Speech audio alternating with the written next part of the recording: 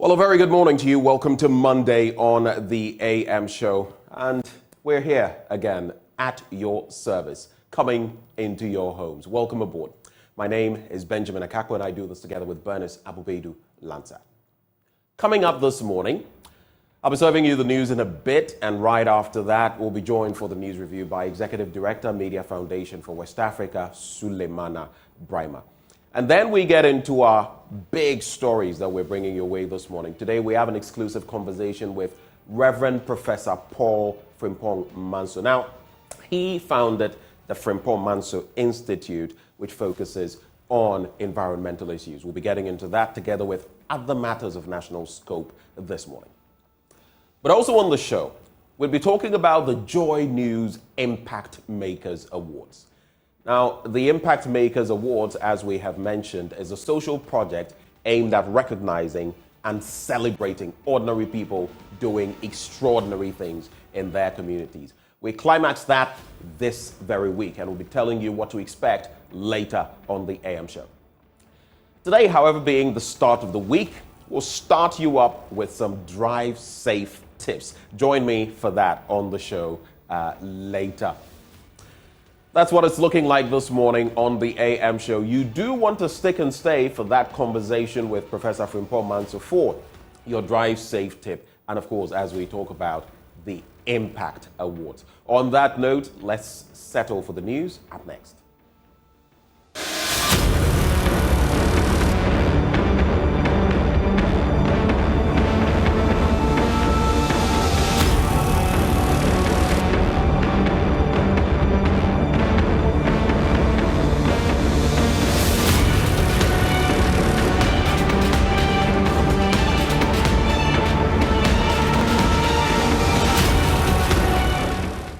Thank you for staying with us for the news. Let's get into our first story now.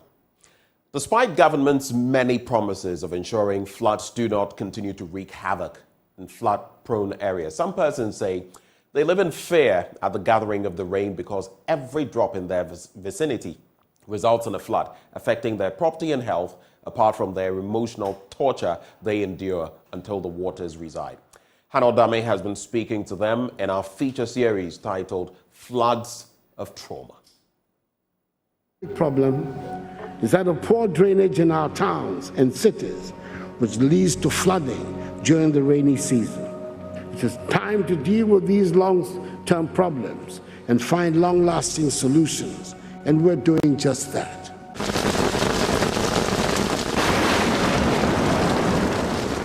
This sound of rain and its accompanying breeze sends many to sleep, snuggling safely and comfortably in a firm textured bed. For others, however, it is an announcement of despair. These days, when it rains just between 2 to 3 hours, then we get afraid. This has been Irama's fear for years. The gathering of the clouds does not bring she and her family any joy. They rather experience fright, confusion, and palpitation. It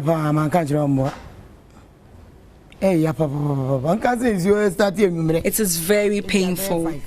I must tell you how I honestly feel about this situation. When it begins to rain around 5 p.m. and continues till around 8 p.m., we all get anxious. We get scared, even to put our heads on our beds. And yet we are helpless because we seem not to have any solution. All we can do is to watch the rains drain into our rooms.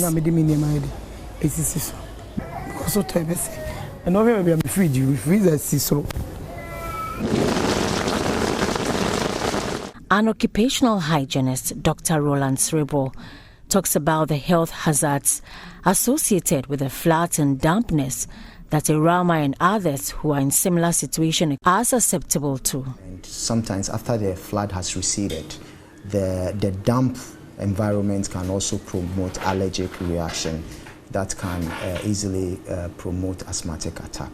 So in effect, these are some of the things that flooding can cause. And let's not forget malaria is also knocking on our doors after flooding, because after flooding we realize that there may be stagnant waters within our community, and this can promote the breeding of mosquitoes, and we know the mosquitoes are the vectors of malaria, so by so doing malaria infection can increase during this time of flooding. But Tirama, who was born in this house, cannot move out. Her source of livelihood was mainly from renting these 14 separate room apartments to tenants. That is no longer an option because her income has greatly dwindled, with no one accepting to rent a house which gets flooded every time it rains. Where is self-contained? And I know where 2 rooms with 4. Look behind me. I have lots of empty rooms which I could have rented, so I would earn some income. But I cannot do so because the rainwaters come in and destroy all the property of tenants. I have 2 rooms with a hall. I have self-contained. I have about 6 single rooms with each having its porch. They are all empty. Imagine how much I would have been earning from these empty rooms if I was renting them out. Yet, all these rooms are locked because of the rain. Recently, someone came to rent this particular one, but the rains destroyed all his things, so he left. It is really depressing, but there is nothing much we can do about it.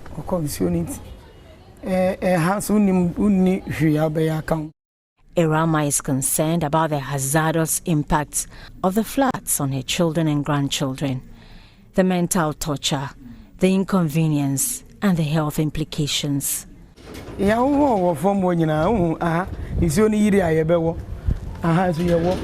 Just see these holes in the walls. We created them so that the rainwaters which enters our rooms can seep out through them. By the time I finish that work, I would be so tired.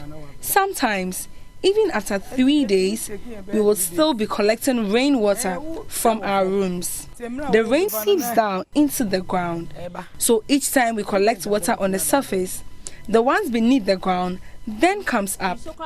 We keep collecting, so we don't see water anymore. Acknowledging that not all of Irama's concerns will be immediately addressed, Dr. Srebo believes some of these measures put in place can at least mitigate the impact of the floods on their health. We need to leave our compound greened. Why am I saying that? Because it's a fashion now for people to concrete their compound. By so doing, the water does not get space to drain or go into the soil. When the compounds are green and left nicely green, when it rains, some of the water will sink down and it may prevent a lot of them going. Because when we concrete our houses, our homes, it means that the water that's coming from our home is going to add up to other person's own, and at the end of the day, that is what can result in flood. And we should also try as much as possible not to build on waterway. From the Kwame Nkrumah Circle, I am Hannah Odame for Joy News. Now, according to the International Institute for Environment and Development, women farmers in Ghana constitute nearly half of the country's crop producers. However, they battle with a myriad of challenges, including a lack of land ownership, limited access to financing, among others. With the accelerated use of artificial intelligence in agriculture, the Gender and Inclusivity Officer of the Responsible Artificial Intelligence Lab, Dr. Rita Udo, anticipates a worsening situation. She is therefore warning of female exclusion with the use of artificial intelligence in the agricultural sector. Speaking at the Africa AI conference in Kigali, Rwanda, Dr. Udo reviewed her outfit has put in place measures to ensure optimum female representation, especially AI in agriculture. There exists inequality within almost every sector in our country, and the agriculture sector is one of the sectors where we experience a lot of gender inequality. So with the introduction of AI, we expect that it's not going to widen the already existing inequality within the sector. We want to see AI benefiting all individuals within the sector. And how do we do that? We want to make sure that we think about artificial intelligence, or we think about gender right from the designing, the data collection, the implementation, and all that. And so at REAL, we always think about gender. We want to know who is behind the data collection, who is behind the modeling. We want people to be aware of themselves, because if you have some biasness or some stereotypes, you are more likely to introduce it into whatever model that you are designing. Reporting for Joy News, Kwesi Deborah. In our next story, the Techiman North District Director of Health, Jacob Munokwa, is worried about the low number of healthcare facilities in the area, with the district's 106,000 population currently without a doctor. He made this revelation during a brief ceremony to mark the 5th anniversary of the Zunuo Hospital, the only private hospital in the district. Anas Abid has more in this report. The Techiman North District, with an estimated population of 106,000, currently has 15 health facilities, 12 Ghana Health Service and 3 private facilities. Even though these facilities scattered across the district are doing well in terms of providing healthcare delivery to the over 64 communities in the area, the number is woefully inadequate considering the population of the district. Jacob Munokwa is the District Director of Health Services. We need more with our population and the facility that we have. We don't want people traveling some maybe more than 5-6 kilometers to render service.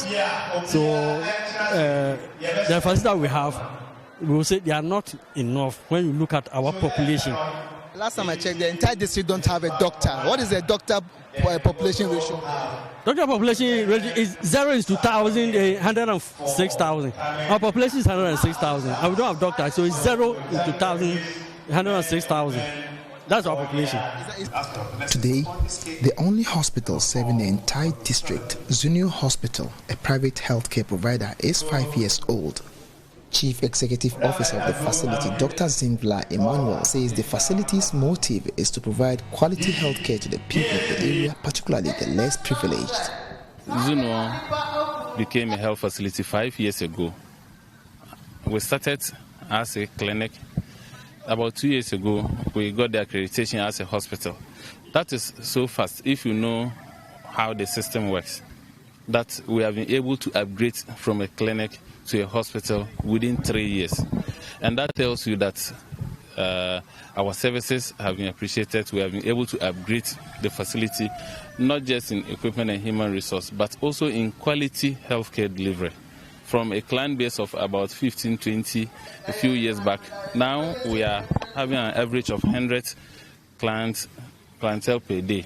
And that tells you that we have really come far. We have really succeeded in our vision. The facility's biggest challenge over the years, however, is finance, with reimbursement from the NHIA always in delay. It has always been finance.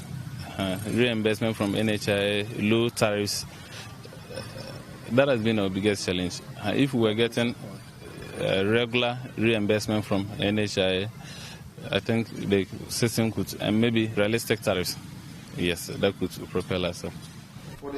Chairman of the occasion and Dabenhene of the Techiman Traditional Council, Nana Osu Anchibusi Akon II, called on government to extend support to private health facilities in the area as they augment government's efforts in providing health care to the people. You know, private facilities, their strength alone will not be able to meet the standard. You always need government support from every angle.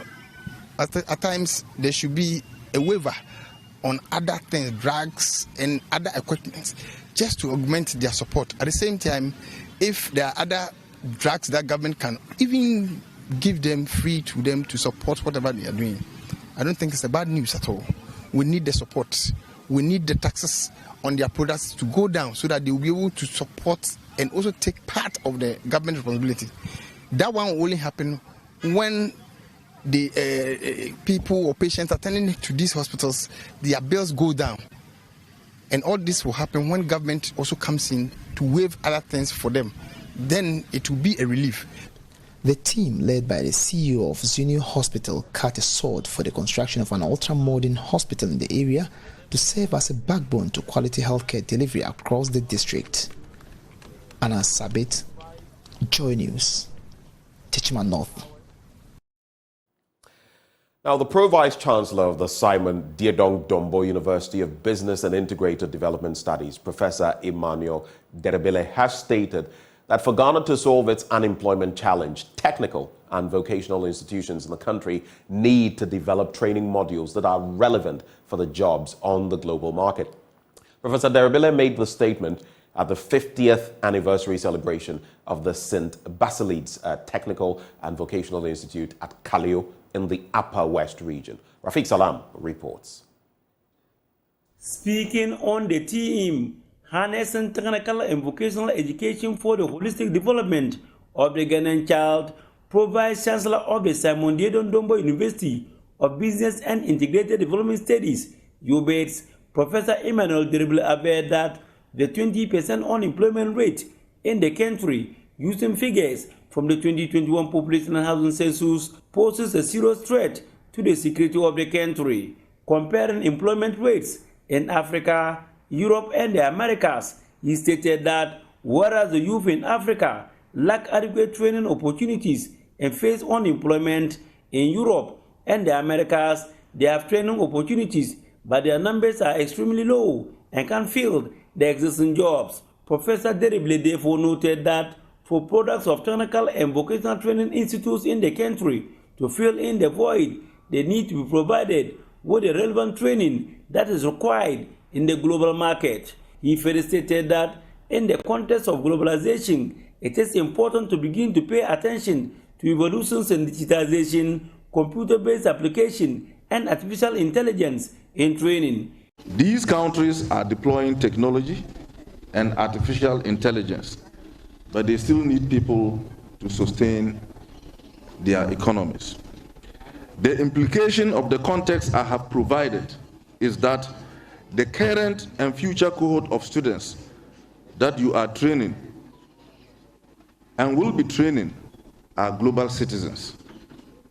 For you to provide relevant vocational and technical education for the holistic development of the Ghanaian child, it must be the kind of training that prepares them for placement in the global job market. Member of Parliament for Nadolikeleu, Anthony Munkarasoma, calls on authorities of the St. Basil's Technical and Vocational Institute to bring their expertise to bear on the people by organizing short programs to enable them acquire employable skills. That you can bring your skill to bear on the people of this constituency by organizing short programs so that people can acquire some skills, employable skills.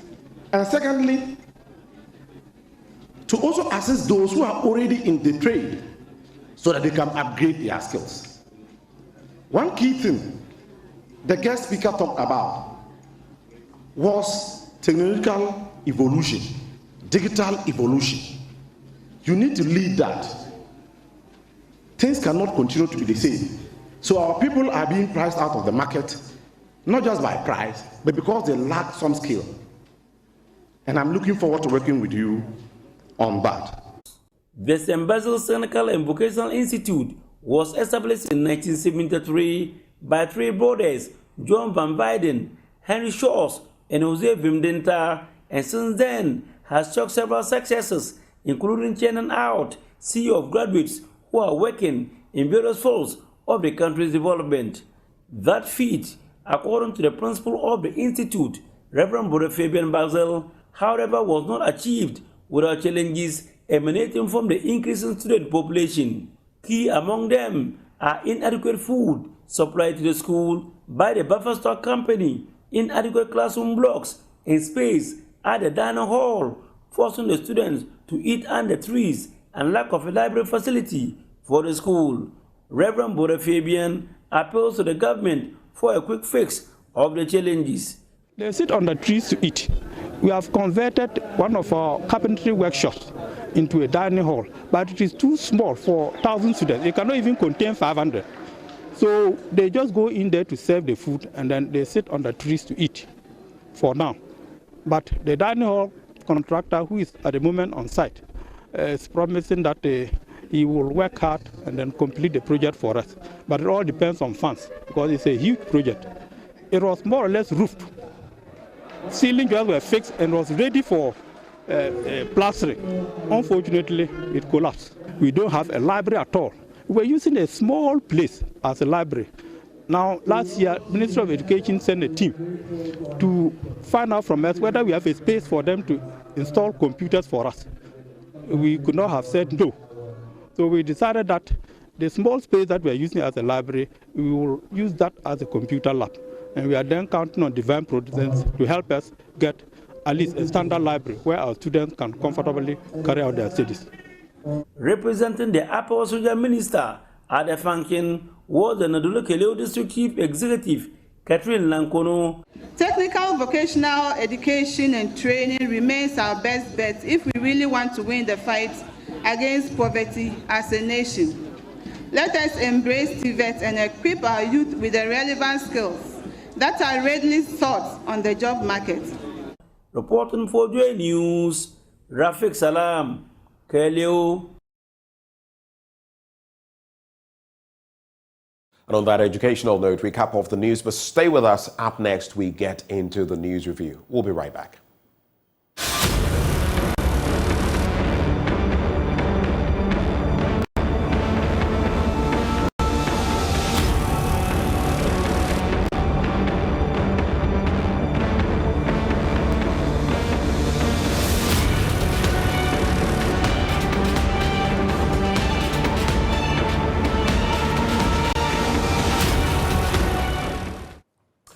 Thank you for staying. We'll be joined shortly by Suleiman Abrahima. He is Executive Director, Media Foundation for West Africa. But right here, we'll start the review and get into the papers, find out what they have to share with us this morning, even as we dilate on other matters happening over the weekend into now. But this segment, of course, always brought to us by Endpoint Homeopathic Clinic. For Father's Day, I actually took a stroll to a hospital and had an interaction. And what an insightful one it was. Your health is your wealth. So check out your prostate, check out your fertility if you're a woman, and ensure that they are in tip-top shape. That is why you ought to make tracks to Endpoint Homeopathic Clinic. They are offering you these two for free. Here's where you can locate them. So here in Accra, they are located at Spintex opposite the Shell signboard. In Kumasi, Chronomabwe behind the Angel Educational Complex. There's Takrady Energy State, there's Tema Community 22, there's Techiman Hanswa, and there's Siama and Zema. All you need to do now is give them a call, make a booking. And these are the numbers on which you can reach them. 0244 867 068 or 0274 234 321. Endpoint Homeopathic Clinic, the end to chronic disease. Bringing us to the start of the news review. Now, a lot has happened over this past weekend, some of them very interesting developments. I've heard talk about the power arrangements that we entered, the purchase power agreements that we have had, and whether or not they were suited for purpose. I'd like to hear from you. So far, when you listen to the rhetoric, what happened then? The amounts or the sums of money expended and where we are currently. The fact being that while the energy minister on one end will say we will never get back into Dumso, all the energy analysts I have spoken to, 4 or 5 of them, say it is right at our doorstep because our power generation is no longer in excess capacity. That was about 2 years ago. Now we need more capacity. Recently, Mr. President actually launched one of those. He opened up one of such facilities, but woefully inadequate in terms of providing for our needs. In the next 2, 3, 4 years, if we don't get it right, for me, my concern is having to go down that road again. feeling the pinch again. That is my problem. Even now, without that being our reality, look at the power outages in different parts of the country. Everywhere you go, not just in the Greater Accra region, in most parts of our country, there are some forms of power outages every now and then. I've been forced once more to buy a power bank in recent times. I got it just a few days ago. It's something I've planned doing for a while because you can never tell when the light will go off. And when, of course, you need to power your phone. I do a lot of my work on my phone. So there you have it. So you share your thinking with us in terms of what your expectations are concerning Dumso. I mean, some of us concluded it was a thing of the past. Now we're finding out it may not necessarily be that. Should we rest on the assurances that the energy minister is giving us? Or should we be looking more at what will be done to boost our power generation needs before we get some consolation? Share your thoughts with me via the live stream. The former president, Mahama, has also been talking about bad governance and the economic crisis. He's been sharing his thoughts on those. I'll be running some of those thoughts by our guest when he joins the conversation, Suleimana Brahima, and we'll be looking into some of those issues. The final thing I want to throw your way and have you, sometimes I just want to hear from you on your thoughts on these matters. There's that land guard situation in Botiano where 5 people were shot dead by the Ghana Police Service. It's raised quite a conversation. You would have Rashid Pelpu on the side of the minority, Samuel Atachia on the side of the majority, pushing this for a parliamentary probe. Some have said that this is an intrusion into the work of the Ghana Police Service, while these two have parried those shots. But I want us to weigh the two sides. Land guardism itself has so many problems in terms of illegitimacy, illegality, and it is mired in a whole lot of negativity. People still do it anyway. But the fact is, like you would hear from the doyen of land law, immovable property law in Ghana, Kwame Jan, some of these people are land guards by day and they are armed robbers by night. Some sow terror in their communities. Others too are merely finding a way of eking out a living. So you put the two side by side. There are the criminal elements that we've seen over time. If you remember Ninja and all the stories from way back and how he, together with his colleague, were killed and buried under concrete. You would understand where I'm coming from. But on the other end, just because the police didn't get harmed, some have said that, well, if they say these people were firing at them, where is the harm? No one got harmed. So they are challenging the story. Let me know what you think, because in one breath, we have to check the police. There have been killings like the ones we saw in the Ashanti region. There have been killings of innocent people, sometimes with the state having to, give some funds as a sort of appeasement to these people. Of course, you cannot bring back human life. But on the other hand, are we pinning down the police for merely doing their work? Two thoughts for you to reflect on that matter. Let's get into the newspapers now. We have Suleimana Brahima joining the conversation. Suleimana, a very good morning to you. Good morning, Ben. Thanks for having me. I don't know whether you heard those issues that I started talking about, the issue of the land guards and the police vis-a-vis Parliament and what the approach should be. And then our power situation and how it keeps getting into, should I say, uncharted territories, because there is talk that, listen, we'll not go back to Dumso, but the reality on the ground from the experts shows that if we don't get things right with our power generation needs, we could be very close to that again. Do you have any thoughts on that before we get into the newspapers? Well, first of all, the issue of the police and the land guards, or the suspected land guards, and the killing or the shooting of is it 4 or 5 people in that incident. I think over time people have made demands for the setting up of independent public investigative body into the activities of the police, especially in relation to matters like these. Because we've, on a number of occasions, have heard about someone having been killed or some people having been killed, and the reason is that maybe they were involved in some crime, and when the police were approaching, they started shooting, and the police decided to fire back. And in all cases, you have, casualties on the other side. I've raised it before, and I've always been told that, well, look, you don't know how many police officers die in a year in the course of duty.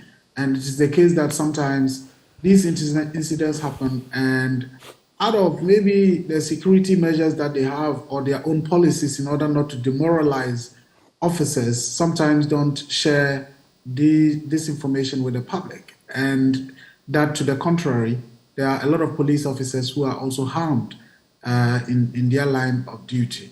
So I think it is worthwhile that Parliament wants to investigate the matter, or at least have an inquiry into the matter, because it's not the first time. There have been incidents like what happened in Tuaso, which the 4th Estate, for example, investigated, and you would always have family members and relatives and friends who would say that, look, this person that they claim is a land guard or was involved in this activity is somebody that we know very well and is not somebody who could be said to have been engaged in an activity like that.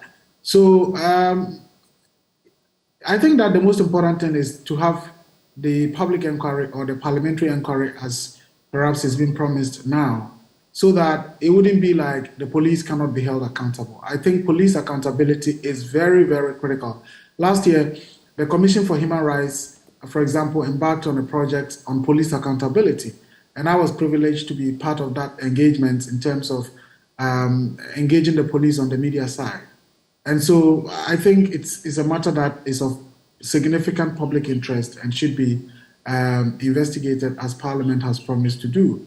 On the matter of Dumso, well, ordinarily, we would say that, look, if the managers of our country are saying that they have, a firm grip on the situation and we are not going back to Dumso, why would we be challenging or doubting them, even if we have contrary information?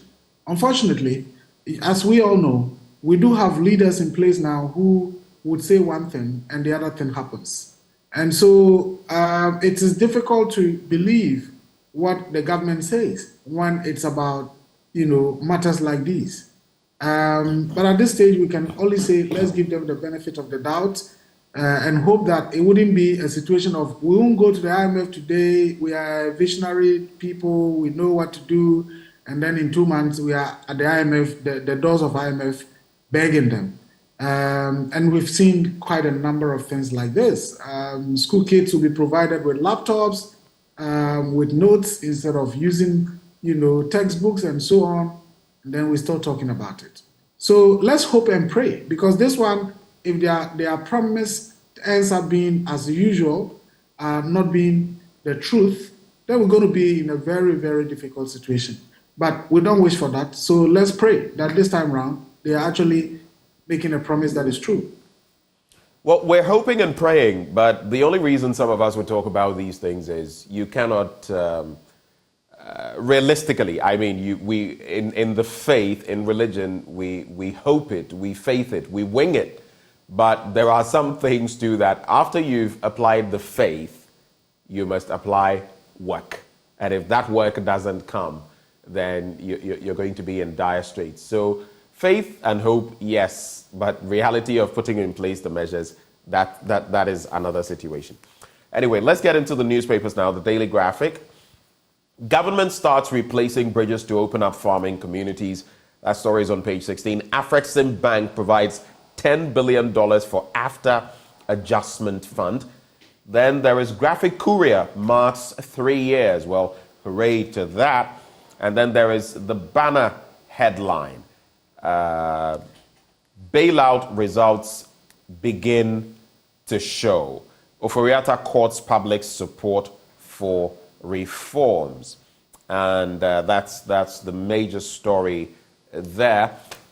On the back page, Dreams FC win historic MTN FA Cup. The Daewoo-based side defeated King Faisal 2-0 to win their first ever MTN FA Cup. Of course, we are talking of Alhaji Gruza's King Faisal. Ampim Dakwa ladies retain Women's FA Cup as well. And they triumphed over Police ladies with a thrilling 3-1 victory in extra time, successfully defending their Women's FA Cup title. Those are on the back page of the Daily Graphic. But let's get into the main stories here. We'll start from the banner headline.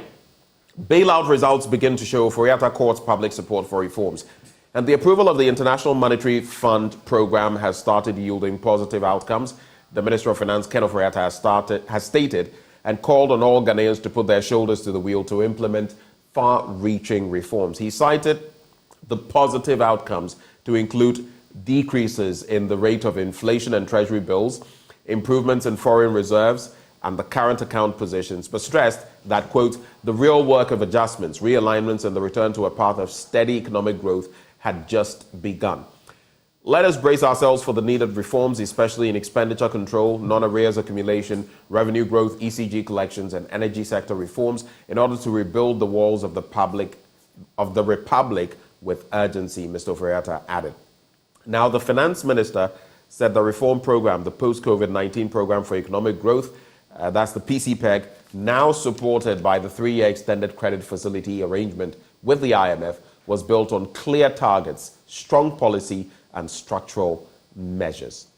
What's your quick take on this story? And by the way, he veers into energy as well. He insisted that the sector had been prioritized for comprehensive reforms to reduce the financing shortfall in the sector by at least $2.95 billion over the period. And he explained that the legacy debt in the energy sector reached about $2 billion as at the end of last month, and an estimated financing shortfall of $5.9 billion between 2023 and 2025 due to the current conditions of SOEs and the independent power producers in the value chain in the sector. Quick thoughts? Well, for me, first of all, it's amazing that we still have Mr. Ken Oforiatta being the manager of our economy, or our finance minister for that matter. It's a major surprise that the government, President Akufo-Addo, still keeps Mr. Oforiatta as our finance manager. I don't know what the reasons are, given what we know from Parliament demanding his removal to a vote of censure on him. The president promising that, look, I beg you, please allow him to do the IMF thing, and after that, we would take the next step. And the person who told us we are not going to IMF today, tomorrow, trust me, we are this, we are that, then gets into IMF, starts begging. We have had our pension bondholders, individual bondholders, picketing and being treated in ways that are certainly not dignified.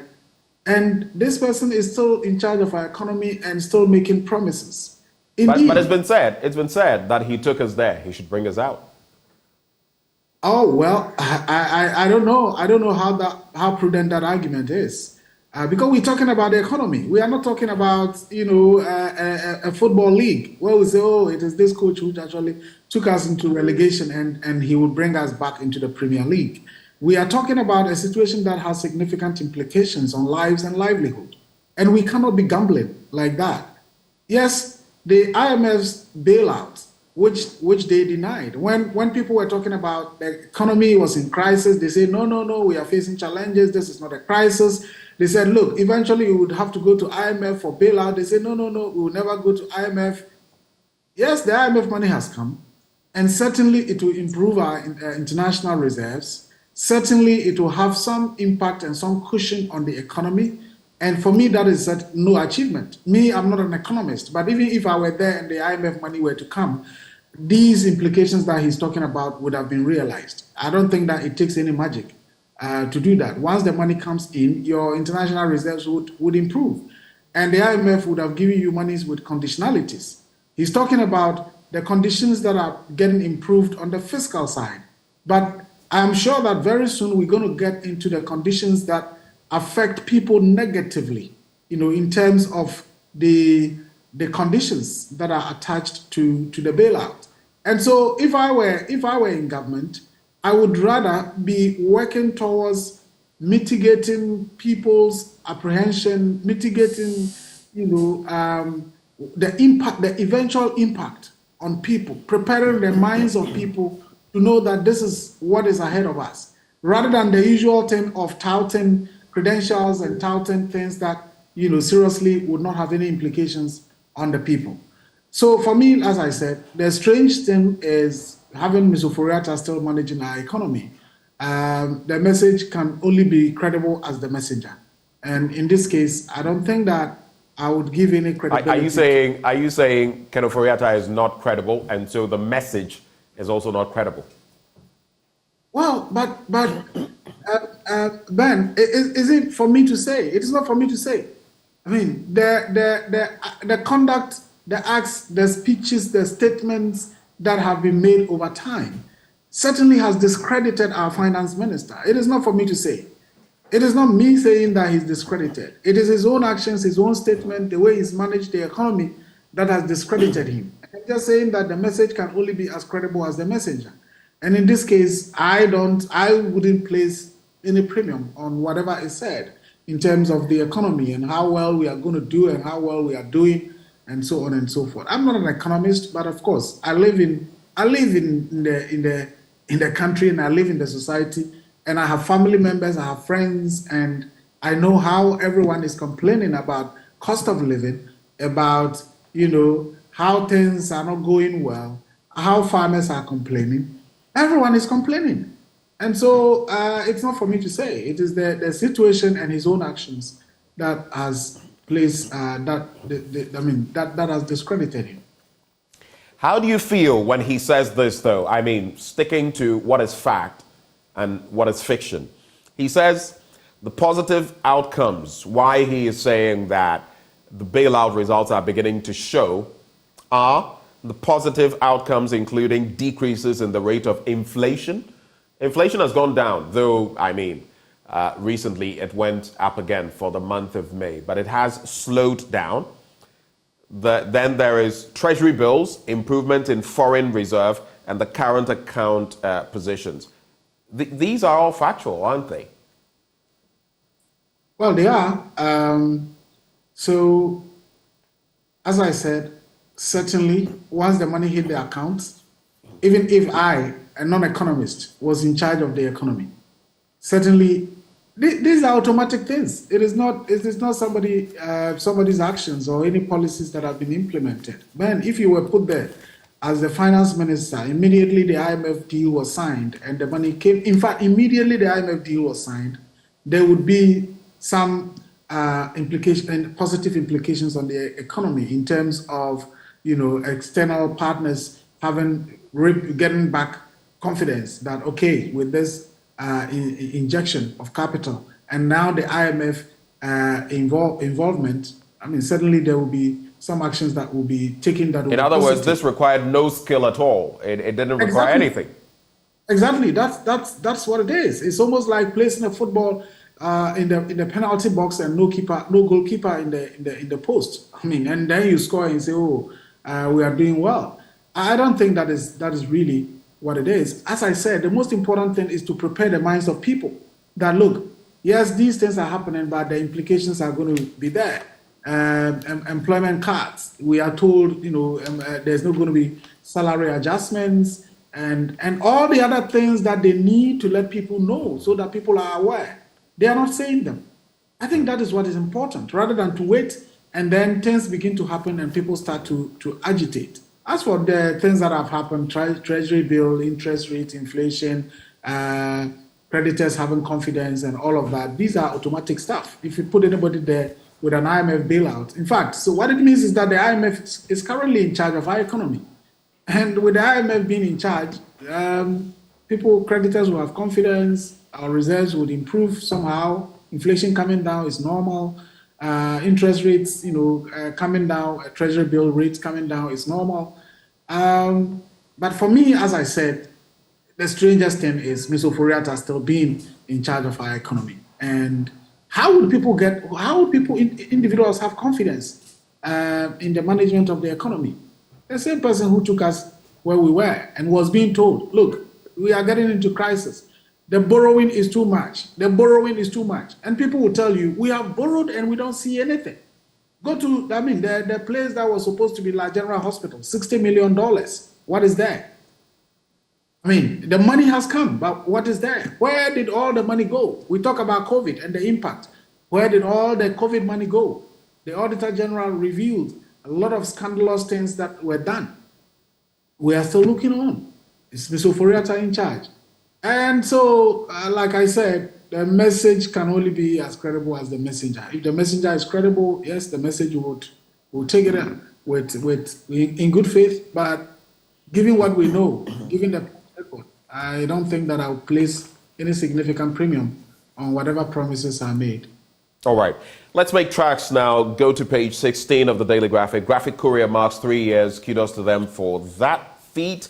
And then government starts replacing bridges to open up farming communities. Now, the Minister of Roads and Highways, Kwesi Amoako-Atta, has indicated that the government is making efforts to replace deteriorated bridges in the country to, quote, open up communities which hitherto were cut off due to water crossing points.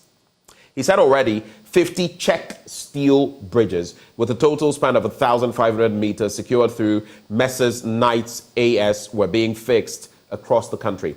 Of the 50 bridges which were provided through support from the Czech government, 34 had been launched while 10 were substantially complete and ready for use.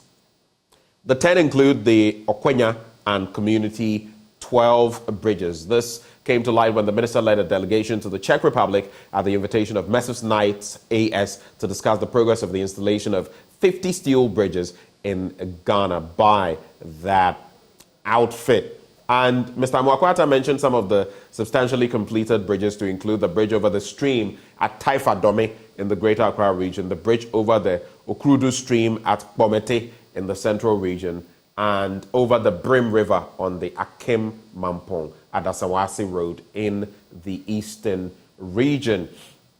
I think these are important bits to make mention of, especially in light of some of those communities with water bodies and what we've seen over the last few months. In January, when there was that drowning, recently as well. So at least these will forestall some of those challenges.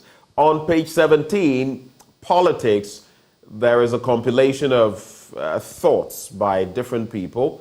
I see a lecturer here, a development professional, a research assistant, among others, sharing their thoughts on bad roads and some stretches of our roads. Look, I always say that there is the human element to accidents that happen on our roads, but some stretches of our roads, even if you don't end up, colliding with someone or getting into a tight scrape, the work they do on your car, every day you get into some places, no matter how you slow down, it just goes, your shocks and all of that. You'll be going to the mechanic far more often.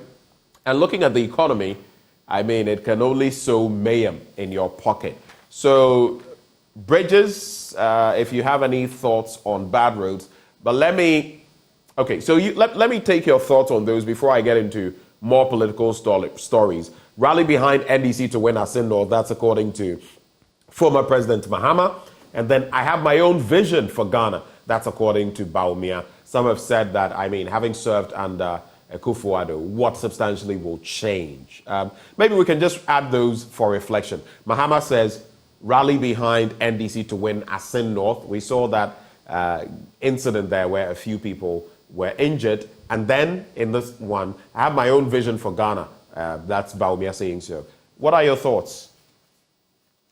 Well, the stories about the bridges, I think that is a very important and positive development. Is a major problem in many communities across the country. And so it is great that the government is paying attention to that and has already commenced the construction of a number of bridges. That's really a positive development that we should commend the government for. I only hope that more of those bridges will be constructed, and in doing so, there would be value for money. Quite often, governments over the years would do certain interventions, and you realize that, oh, this money could have done, let's say, 2 or 3 of the same facilities. And so it turns out to become ventures for making money rather than really and truly a community development initiative. But otherwise, I think it is important that these bridges are done because they pose a lot of problems for many communities across the country. Before I get into the political ones, I just want to say that I'm quite sad that King Faisal couldn't win the FA Cup because King Faisal, my team actually in Ghana. I support. Unfortunately, they've not been doing quite well. I think that one of these days I would have to meet with Alhaji Bruza so that we can really strategize and how to mobilize a lot of support for the team to be able to get back on his feet as it used to be. Now, Asin North, I think it's a very, very tight one. It's not a seat that you would say is an NDC seat or MPP seat. It's a very competitive area because prior to Jechikwesin's win in 2020, the MP there was an MPP MP. And so it's a tight one. For me, what's important is that they focus on issues, debate the issues appropriately so that the election would end up being as peaceful as we all want it. So we don't have Ayawaso West Part 2, but rather we would have what happened, let's say, in Kumewu, in Asin North. People have talked about money, buying of votes, and so on. Unfortunately, that is where our politics has gotten to. I hope that going forward, we would be able to work towards reducing the money in our politics so that people who deserve to be elected will be the ones elected, and those who don't have the capacity, the resources, the money, and so on, and especially we can have more women into our political spaces, in parliament, in the executive, even at the local level, in district assemblies, and so on. Dr. Bawumia has his own vision. I don't doubt that. I believe that, he certainly would have his own agenda if he were to become president in January 2025. In fact, if I may just intervene and tell you exactly what he says. He says, quote, "I also have my own vision for Ghana. I believe that it is time to move Ghana to the next level by building on the foundations we have put in place so far." Well, as a country, yes, we've made some progress. If you visit other countries around us, you realize Ghana has made some progress. And as I said, I believe if he becomes president, he will have his own agenda. I don't think that he's going to say that what is happening is what is going to be repeated.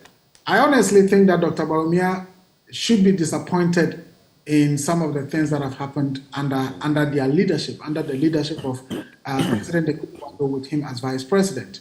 If he would be candid, he would tell you that corruption has gone very, very high. He would tell you that this is not competence. What we have experienced so far is not the competence that he talked about. If he begins to say, oh, well, we've given you competent leadership over the last 8 years, I certainly would be very, very surprised. And that would mean that maybe he would not be the person worthy to lead this country into the future. Because what we've witnessed over the last 8 years has been a significant disappointment, a major disappointment. And anybody who is candid and honest will tell you that, no, this is not the kind of leadership that we would want to have.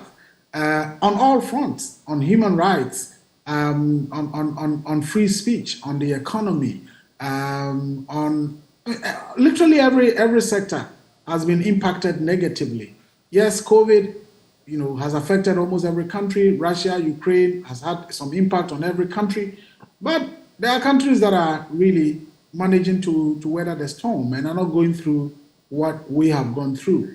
And people would appreciate it if indeed we have genuine challenges, but not a challenge that people are looting from, a challenge that is making people rich. And over the period, you've seen a government that is just intolerant, a government that would not listen to the people, a government that is almost becoming autocratic. This is not the kind of leadership that Ghana deserves. And I believe that, yes, he would have his own agenda, and it may be a departure from what we have witnessed over the last 5-6 years. Right. Let's get into some other interesting stories. The Daily Guide newspaper. And I've noticed, though, that some newspapers carry more of a certain presidential aspirant. And, well, it is what it is. Airlift stars. Accra Hajj airlift starts. And then Baumia hits ground running. No prison term for we smokers. That story on page 6. Okwe vets NPP presidential aspirants, and then allegations against our win chief bogus. Let's get into some of those stories now. And the chiefs of our win traditional area in the Western North region have dismissed a series of claims leveled by some people in the area against the Omanhene of our win, Beyeman Tanokwao Bemboin III. They were especially concerned with the claims of one Louis Yamwa, also known as Nana Kwame Nkansa II, and Odikro of Jomoro in the Awawin traditional area, who claimed to be the divisional chief. They claimed that the Odikro had accused the Omanhene of engaging in criminal actions, such as misapplying timber revenue meant for the traditional council, among others. They emphasized that the fabricated claims were intended to discredit and weaken the Omanhene's persona in the eyes of the people. That's our first story. Then, Okwe vets NPP presidential aspirants, and after careful deliberation and consideration, the MPP has finally established its vetting committee, which will be responsible for examining and approving presidential aspirants seeking to lead the party for the 2024 general election. The committee is expected to start work from July 3rd to the 6th, 2023. So far, 11 aspiring presidential hopefuls have picked nomination forms, with only 2 filing as of Friday, June the 16th, 2023. I'll take this international story before I get into LGBT matters. And woman dies days after being found alive in coffin. Now, an Ecuadorian woman has died days after mourners at her funeral were shocked to find her alive in her coffin. Bella Montaya, or Bella Montaya, as you would say in Spanish, 76, was first declared dead by a doctor at a hospital in the city of Bobahoyo last week. But when mourners attending her wake heard her knocking on her coffin, she was immediately rushed back to the same hospital for treatment. After 7 days in intensive care, Ecuador's health ministry confirmed she died on Friday from an ischemic stroke. What a way to go. What a way to go. And finally, the LGBT stories. So Parliament slapped with new anti-gay suit. A new lawsuit has been launched against the promotion of proper human sexual rights and Ghanaian family values bill, generally known as the anti-gay bill, drawing Parliament into a new legal debate or battle. This comes after a resident of the Ashanti region, Paul Boamasefa, sued the Attorney General, Godfrey Adame, and the Speaker of Parliament, Alban Sumana Kingsford Bagbin, over the same bill. In a writ, Mr. Sefa claimed that the Speaker and Attorney General had breached the Constitution with their handling of the bill. But tied to that, Spider-Man Across the Spider-Verse, that new movie, has been banned in the UAE, the United Arab Emirates, after failing to pass the country's censorship requirements. This comes after a week ahead of the film's intended release in the region. According to Variety, the reason behind the ban could be due to a scene featuring a poster background that depicts the transgender flag and reads, "Protect Trans Lives." So 2 different ends of the conversation. Any thoughts on these? Well, first on the LGBTQ conversation, I think as a country, it's an important matter, and it's good that there is a lot of debate about it. It's good that people are seeking to have legal redress. I believe that in the end, if our parliament decides to pass a law, it must be a piece of legislation that is positive, progressive, and seriously and truly guarantees the fundamental rights that our Constitution provides for our people and, of course, persons who live in Ghana. I think we want the best for our country, and that can only happen when matters such as these are thoroughly probed, debated. If there are legal issues, they are addressed, so that at the end of the day, we would have the best mechanisms to govern our country, to govern our conduct, and to shape our society in ways that are progressive, but at the same time wouldn't undermine the fundamental rights of everyone. On Dr. Bawumia hits the ground.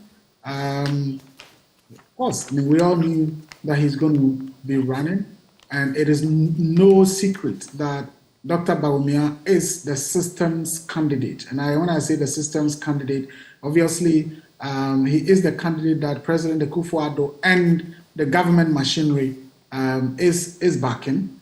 I only can wish every candidate well. You listen to everyone and you feel, okay, well, why not? Let them try.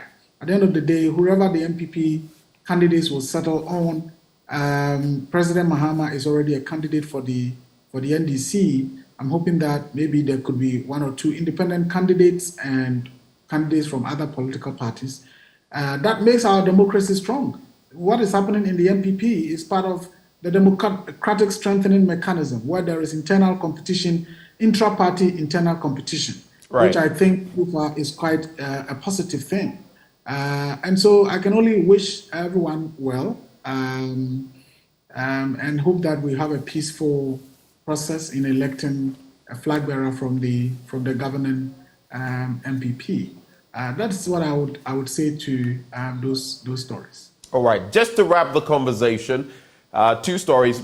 Many of the other stories I am seeing have already been mentioned, so I will not rehash them. But the Finder newspaper, I think this is worth talking about and celebrating. Asase Foundation, the Asase Group, donates dialysis machines, urges NHIS to cover kidney treatment. So the group chairman of Asase Broadcasting Company, Mr. Gabi Asare-Otridako, has appealed to the Ghana Health Service and the National Health Insurance Authority to explore avenues to make kidney care services affordable for Ghanaians. In fact, if you look at the Ghanaian publisher, it also says, let's make kidney care affordable. And with those donations, I think they are in order. So we celebrate them at least for that. The Economy Times, banking sector fraud climbs up, depositors to lose 56 million Ghana cedis. CD posts positive outlook. But this one, gold for oil deal suffers critical scrutiny. Government told to take a second look at it. And it has faced critical scrutiny by stakeholders challenging the government's whitewashing claims that the policy as implemented had been a success. Newest to add his voice to the critics is an energy strategist who is advising government to take a second look at the Gold for Oil program. Any final thoughts, Suleimana? Well, Gold for Oil. Once again, another policy that the government, and I think on this particular one, Dr. Bawumia made us have so much hope that, oh, well, petrol prices were going to really come down. I was expecting that we'll be buying petrol or diesel in single digits per liter. But really, what has been the impact? I don't know, except if people would say that, look, but for the Gold for Oil policy, we would have been buying petrol at 20 cedis per liter. I doubt that would have happened. And so it's one policy that was so much touted, it was almost made for one to feel as if, yes, here's another magic from the government and from Dr. Bawumia, for example. But Ben, I think that we are in what we were in. I don't think that there has been any major implication for me. And if there's a way of reviewing it, and if it is impacting on the other side negatively on our minerals or revenues from our gold resource, it's certainly something that has to be looked at again. Right. Absolutely. The donation, I want to commend Gabi and his group for the donation. That's great, and to ask and urge a lot more Ghanaians to have that philanthropic spirit to do more for our country. In terms of the health sector, is one of the major problematic areas. Last week or so, I mentioned that the whole of the northern sector, the 5 regions of the north, not a single hospital has an MRI machine. And that for me is a tragedy. What does it take for the government to procure an MRI machine? Right. You know, it only takes the monies that are looted daily. In a single day, the money that we lose can perhaps buy 2-3 MRI machines for at least the regional hospitals. So we should basically do more in that regard and not just rely on philanthropy. Exactly. Right. Exactly. Mr. Brima, thank you so much for joining us this morning for the conversation. As always, we wish you the very best. And on the drive you've started about hate speech and all of that, kudos to you. Keep it up. God bless. Thank you so much, Ben. Have a great week. Same to you. As we go and give way to sports, Wallace Hudson, you're one wonderful human being. I celebrate you. Thank you for being that fantastic person. I don't want to get you blushing this morning. Wallace Hudson in Tennessee. Happy birthday to Newton Kacheku, the Executive Director, Ghana Association of Persons with Albinism. You say, today is my birthday. I pray that my life continues to blossom and sprout with joy and humility. May the good Lord bless me abundantly as I journey through life. My wish for myself is eternal happiness and prosperity. May God grant you that, Mr. Kacheku. Mrs. Bertha Brown of Odoko, from your children, grandchildren, and great-grandchildren, and all of us at the Multimedia Group, we celebrate you, Mrs. Brown. Belated happy birthday to Mr. Kwame Champonche, founder of the Glyco Group of companies, from all of us at the Multimedia Group Limited. As I wrap, Endpoint Homeopathic Clinic is offering you those services for prostate screening, fertility screening. Just call them on these numbers, get a booking, and reach them anywhere across Ghana. 0244 867 068 or 0274 234 321. Endpoint Homeopathic Clinic, the end to chronic disease. Sports up next.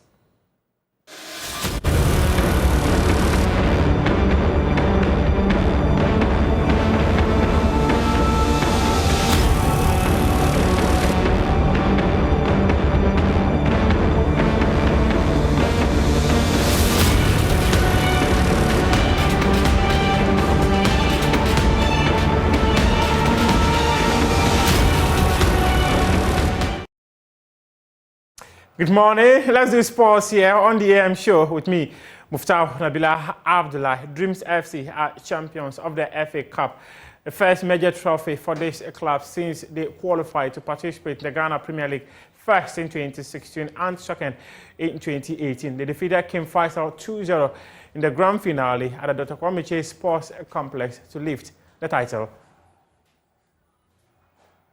Ali Usaif. In the meantime, King Faisal have a player down.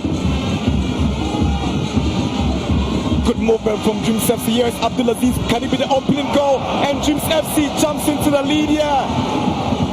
In our Brankase, Abdul Aziz Issa breaks the deadlock on the 18-minute mark of the game.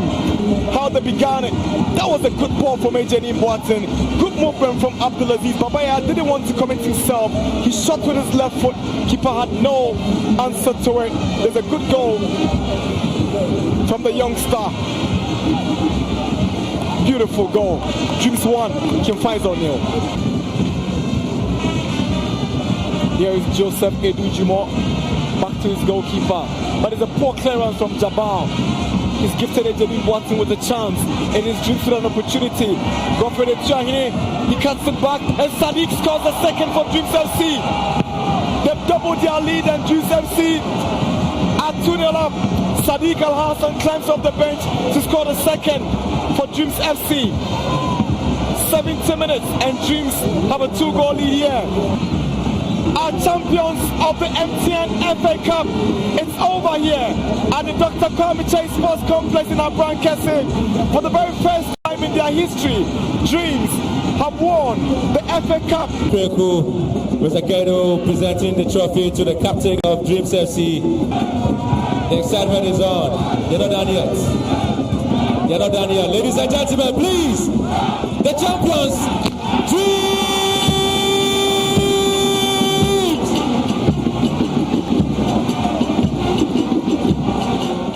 Now we can hear from Abdul Karim Zito, who is the head coach of Dreams FC after they won the competition, and also the assistant coach of King Faisal, Godwin Ablode. It is football, it happens.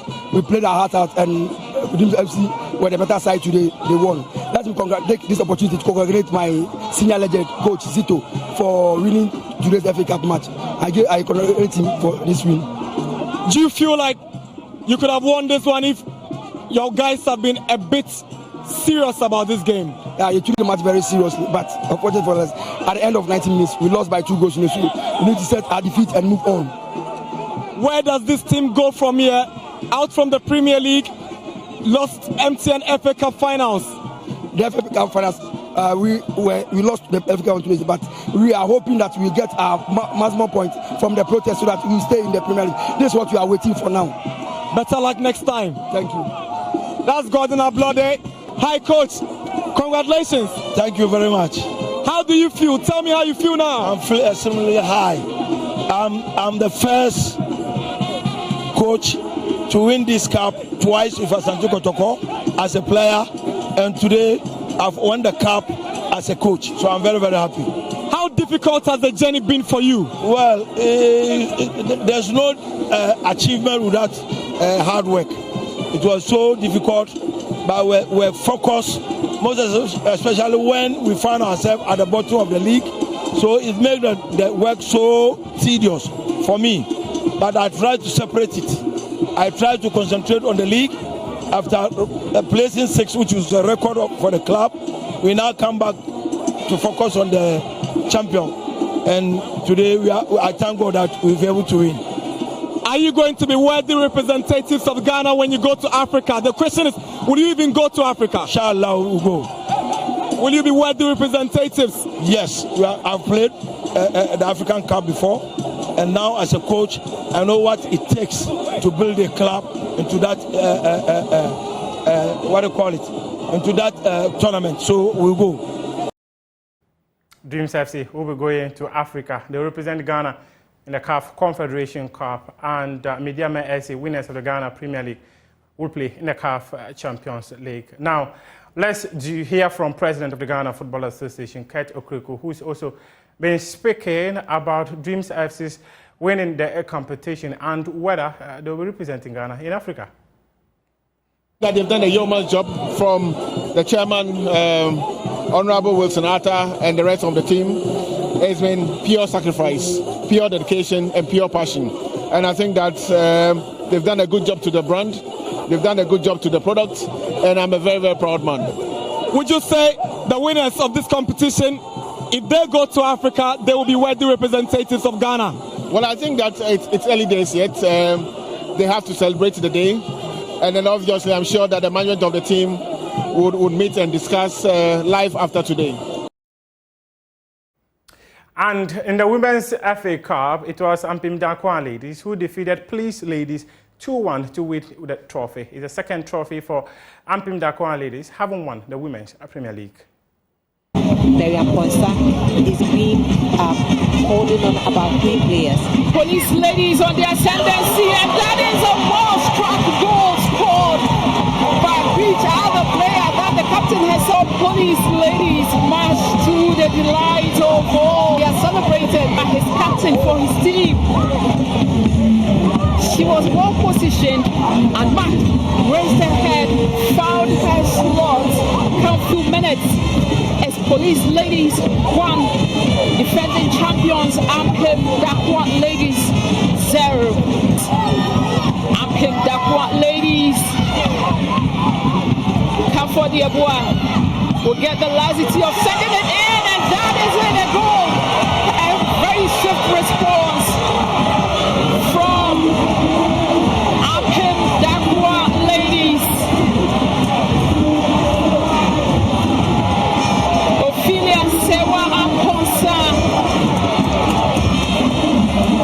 Gets the goal for our Ampim Dakwan ladies as the equalizer. And this is how it all started from Camp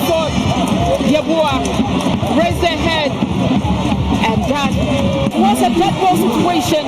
Referee insisted that it should be retaken, and just when it was done, it was swung in, and that direct header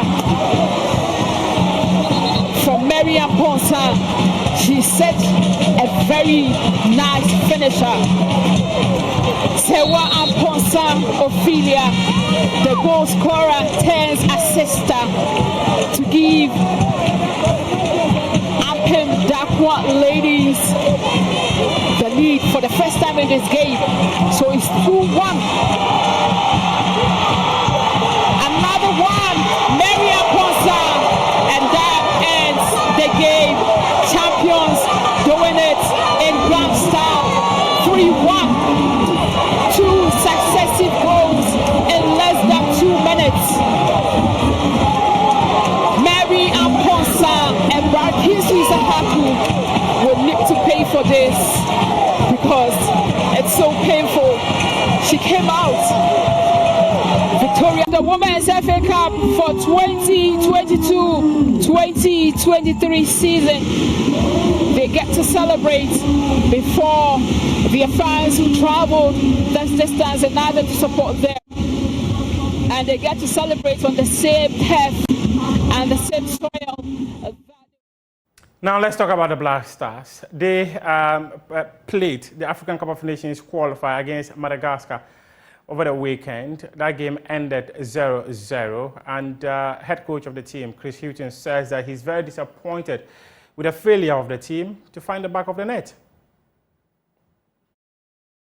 The game is, as always in every game, there are no easy cases, none. We had a lot of possession of the ball, even in the first half. And to change the momentum of the game, we needed to score. Because the longer the game goes, when you don't score, you give Madagascar encouragement. They are playing in front of their home supporters that are cheering them on, and they grow in confidence. So we needed, at any stage of the game, we needed to score, to change the feeling of the game. We had a lot of possession, but we didn't create enough clear chances. And unless you are able to do this, it's very difficult to win games. Yes, we're very disappointed. We came here with an attitude and a mindset to win. But to win a football match, any football match, you need to score goals. And we found it difficult today. The pitch is difficult. It's a very uneven pitch, but it's the same for both teams. And we needed to be more forceful in areas to create more opportunities to score. So the fact that we didn't score is the most disappointing thing. Very disappointing, Chris Hughton says. Nigeria, they have qualified to the tournament after defeating Sierra Leone 3-2. Zambia makes a return to the competition for the first time since 2015. Algeria booked a ticket to the competition after winning 2-1 against Uganda away from home. South Africa also defeated Morocco 2-1 to qualify to the tournament. And this is our wrap up. AM Sports here with me, Muftau Nabila Abdullah. We appreciate your company.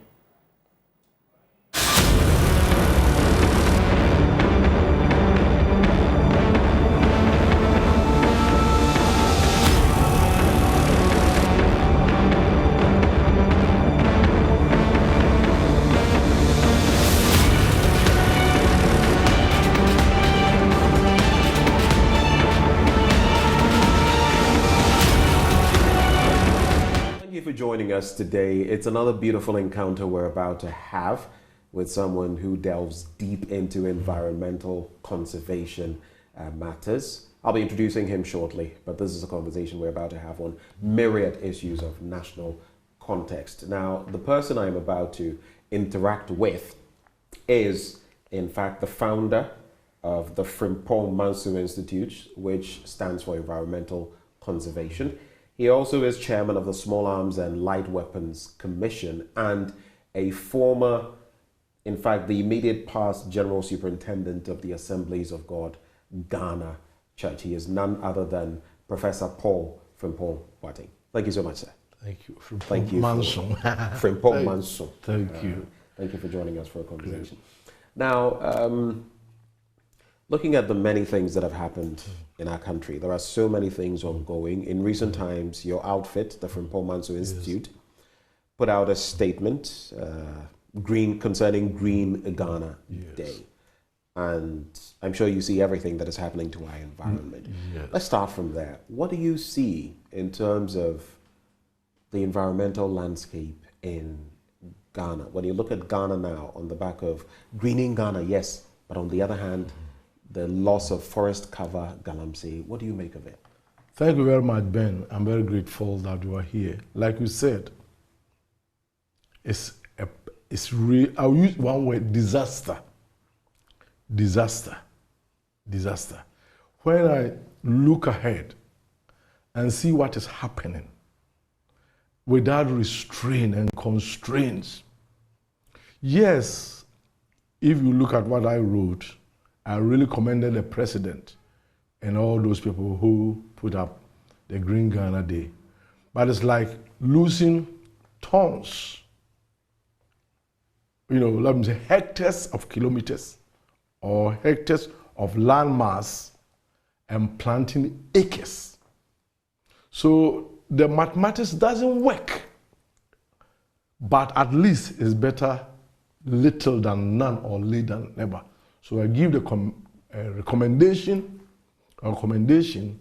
but to tell you, there's always pain in my heart when I think about Mother Ghana in the next 10, 15 years. That future that you're looking forward to, you paint a bleak picture because, of course, if you're looking at just acres or a few plots compared to hectares of land, then it means the disparity is about making one step of progress and going back about 100 steps every time. Definitely. What do you think accounts for this? Greed, indiscipline, lack of vision. Greed. We are greedy, we're indisciplined, we lack vision, we are not thinking about the future generation. When you say we, whom are you referring to? All Ghanaians. You see, the difference between Frimpong-Manso Institute and many other institutes is that most of them will see it is the president, it is the MP, it is the DCE, and they will be complaining and make sure that these people act. But for me, for our institute, we all are culprits. The one who is digging the pit in that village and the one who is selling it, the one who is buying the excavators in Accra, the one who is supposed to enact laws, the one who is supposed to make the laws work, the one who is paid to sit at the office to make sure that right things are done. Everybody inclusive. It's like sinking Titanic. All of us are sinking and all of us are watching aloof. When you say all of us are looking on, watching aloof as you put it, how can it be? Because there are civil society organizations, including yours, that are really, doing something. Arusha Ghana, among other, the eco-conscious group in the country, that are making a lot of inroads, that are, for example, protesting against the use of itiwa for mining, among others. There are people who may not even have any relations to people in other parts of the country, in the hinterlands, who are engaging in illegal mining. So when you say all of us are to blame, what exactly do you mean?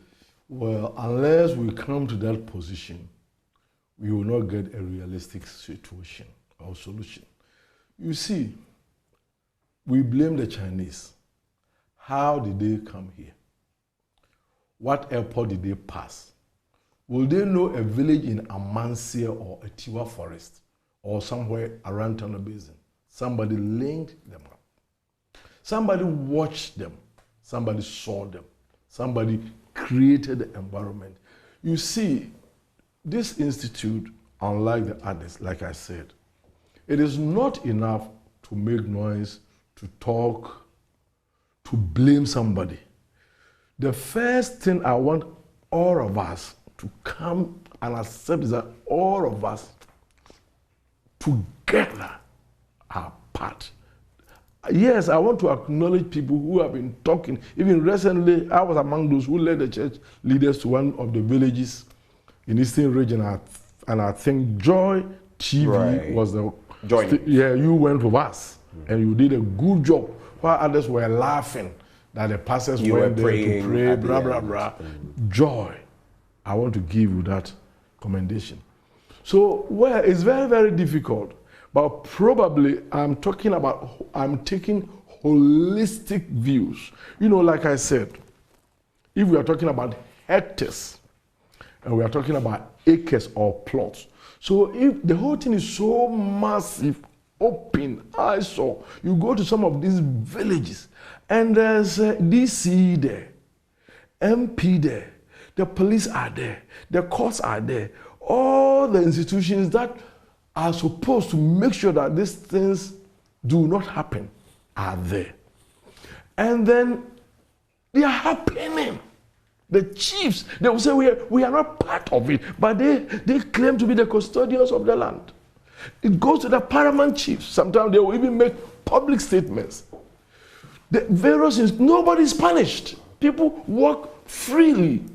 And so to me, my brother, the passion and the pain that I go through when I drive through some of the towns and villages in our country. But I must also acknowledge those who are doing good work, including your station and all the various civil society and all the various groups. Probably the passion is pushing me to overlook your timeless efforts. And I want to acknowledge and appreciate all of you for being part of the team that is fighting against this heinous crime against humanity. We talk of the spate of Galamsey illegal mining. And since we're talking of the environment, we can't decouple it from that. Now, the president himself, we always go back to this, put his presidency on the line to end illegal mining. It has become worse. When you go on the field, our reporters, the scientists and others, the turbidity levels among other metrics have shot up. You remember when the Ghana Water Company Limited told us that it may get to the point when they will not be able to process water. We may have to import water. On the standpoint of leadership, how have we fared? From the president down to whichever other person is in authority. You were mentioning MPs, DCs, MCs, and the rest. But especially with the president, has he lived up to expectation in terms of providing, protecting the environment? You see, our institution here, we are apolitical. We speak our mind. Because Ghana is so much polarized and we bring politics into anything, if I say president has done well, he's refusing to accept the fact. If you say he has done nothing, then, he's not acknowledging. So because of these things, even to speak our mind freely has become a problem. Nevertheless, I will talk.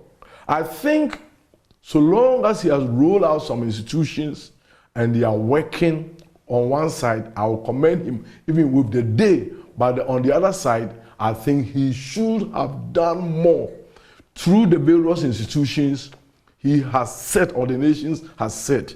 So implementation, enforcing, making people responsible for their actions, for that area, I would think he needs to do more. But that is exactly where it is crucial, because without that, I mean, a law on paper, it's like saying to your students, you cannot copy from one another in the exam setting, but when they do it, there are no punitive measures. Do you think they will stop? Yeah, they will continue to do it. But even worse is the fact that you remember the Akonta mining incident, Chairman Wuntubi. You remember the Interministerial Committee on Illegal Mining, Charles Bissu, among others. Now the special prosecutor has been chasing Charles Bissu. You've seen the Professor Frimpong Boating. Yeah, I'm Manso. You are Frimpong-Manso. He is Frimpong Boating. Report, and he has even told us that in fact there were others he presented to the presidency before this one. So it's not. So when you look at that, is that commitment really there? Well, when you look at these happenings, what is that? What picture does that paint? You see, I understand you very well. Like I'm saying, in some areas, the fact that he even said, "I'll put my presidency on the line." He made, I think they call it Vanguard or whatever. They were working, doing a lot. I'll say he has done much, but I am saying much should have been done. In America, they have what they call hire and fire. We don't have that in Ghana. I've hired you to be a minister of environment, blah, blah, blah, and this thing is not happening. I fire you. I've hired you to be Land Minerals Commission or whatever. You live in Accra, and this is happening. I fire you. Then it goes from, I've hired you as a DCE. You live in that community, and this is happening. The legal system, the police and all the system. So in Ghana, I will not only say the president. Of course, he should have done more. As for that one, he should do more. I know he's doing more, but I'm expecting that people should be punished for their actions to deter others from doing. Like this Akontama and all those things. I don't know much about that, but if these things were happening, what has been the action taken to deter others from doing, similar things?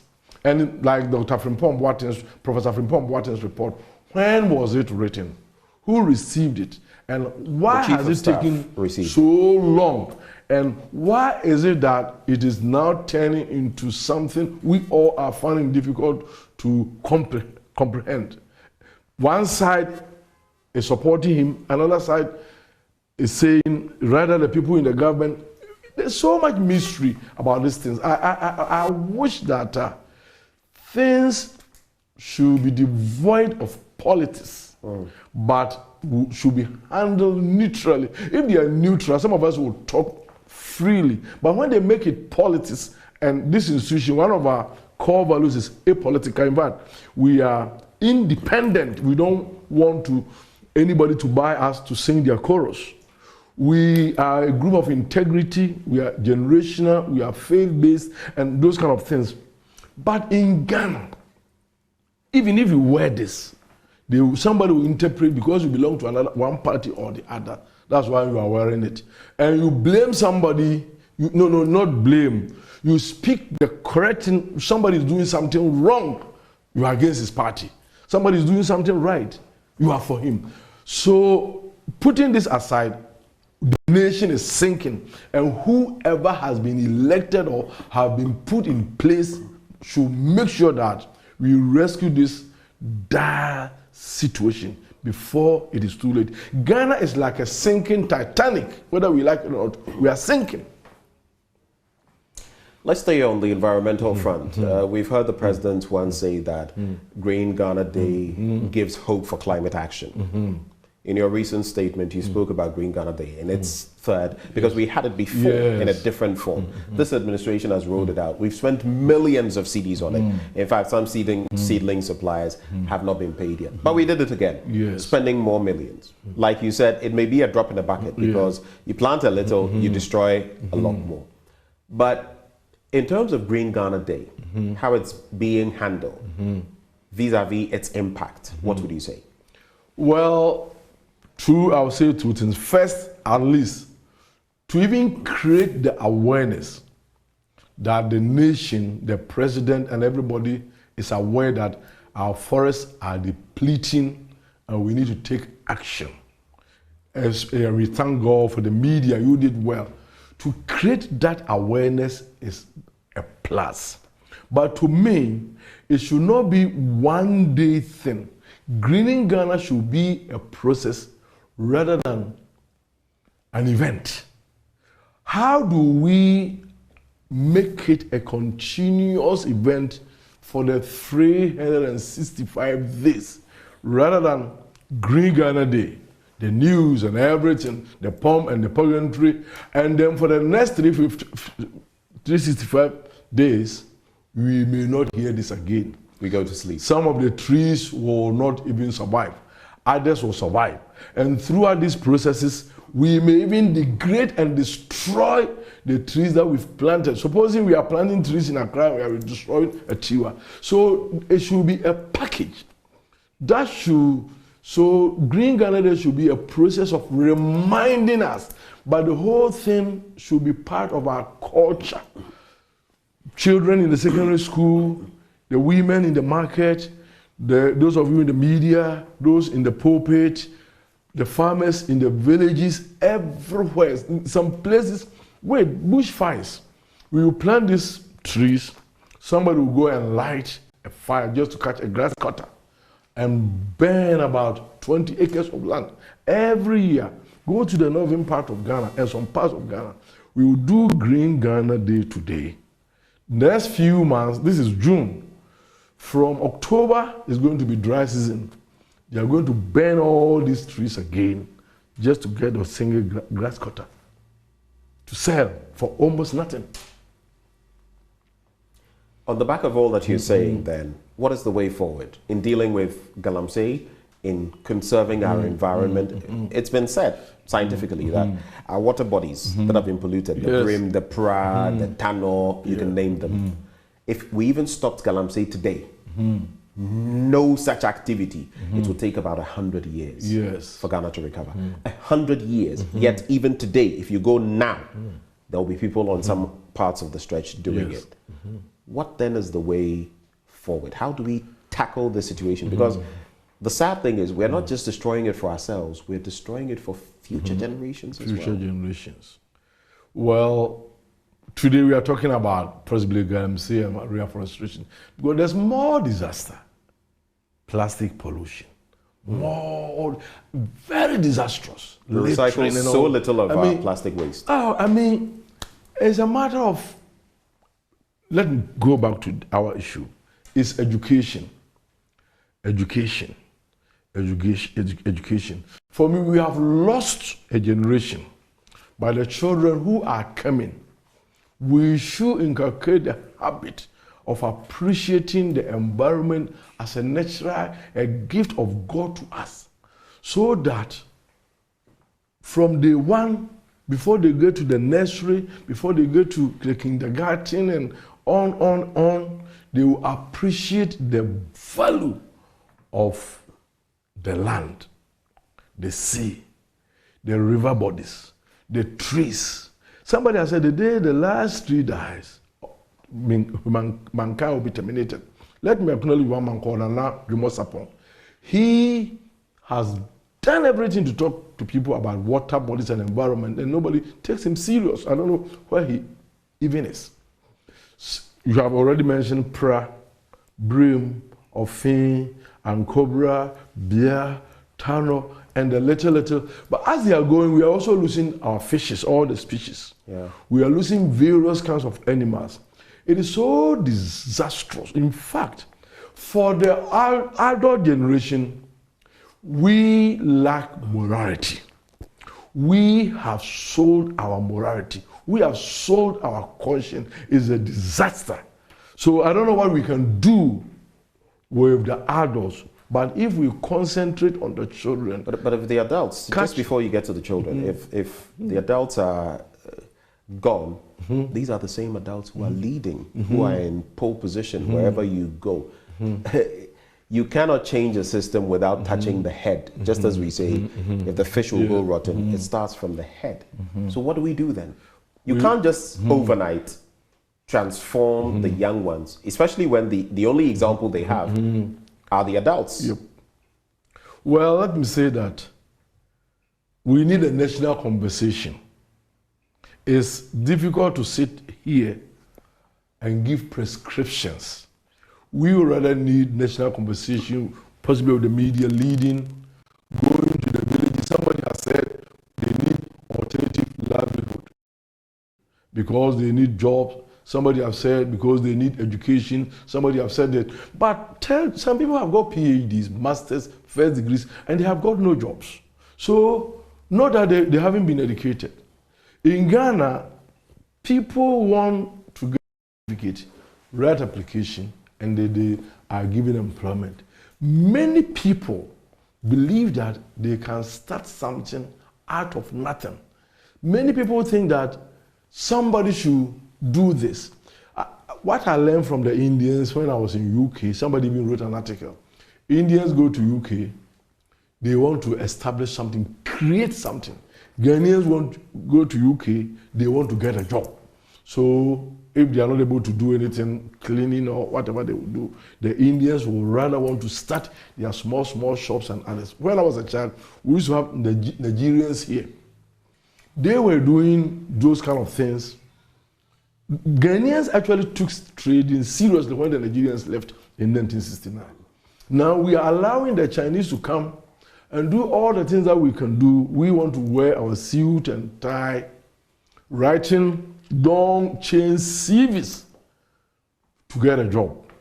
So one of the things that I'm trying to propose is that let us teach people to learn to do something with their own hands. Be it little, be it smaller, and then grow over it. So I'm also very happy about the TVET that is being promoted. When Ghanaians begin to do our own things and we get interested, sometimes, my brother Ben, you want to produce something. And somebody will go and bring the same thing from China. A Ghanaian will touch it, I want the Chinese one. Because probably it is cheaper, because it's mass produced. They won't buy yours. So your business will run out. You will go and do Galamsey. So it's a chain reaction. It's a myriad. So I don't think some of the boys are interested just doing it, but they have nothing to do. Somebody will go and offer them something better, doing the farming. The pain and the things that they will go through in producing the planting and the rest, and marketing will be even a problem. So it's something that you cannot sit Accra in your office and your air conditions to think you can solve it. There should be a national conversation. I will want to believe that there should be empirical research, going through, meeting the people, asking them questions. They giving you the answers. What drives them? What motivates the policeman not to arrest the person? What motivates the guy to go and do that? What motivates the DCE for not doing it? What motivates the judge to give continuous adjournment? What motivates the mineral and whatever commission, the person sitting here, not doing anything, hearing it? What motivates the president who appointed the minister, and the minister is not delivering and is keeping him? What motivates the politician to be the front runner of these wrong things? So there should be national conversation. And I think if the media starts, it will be good.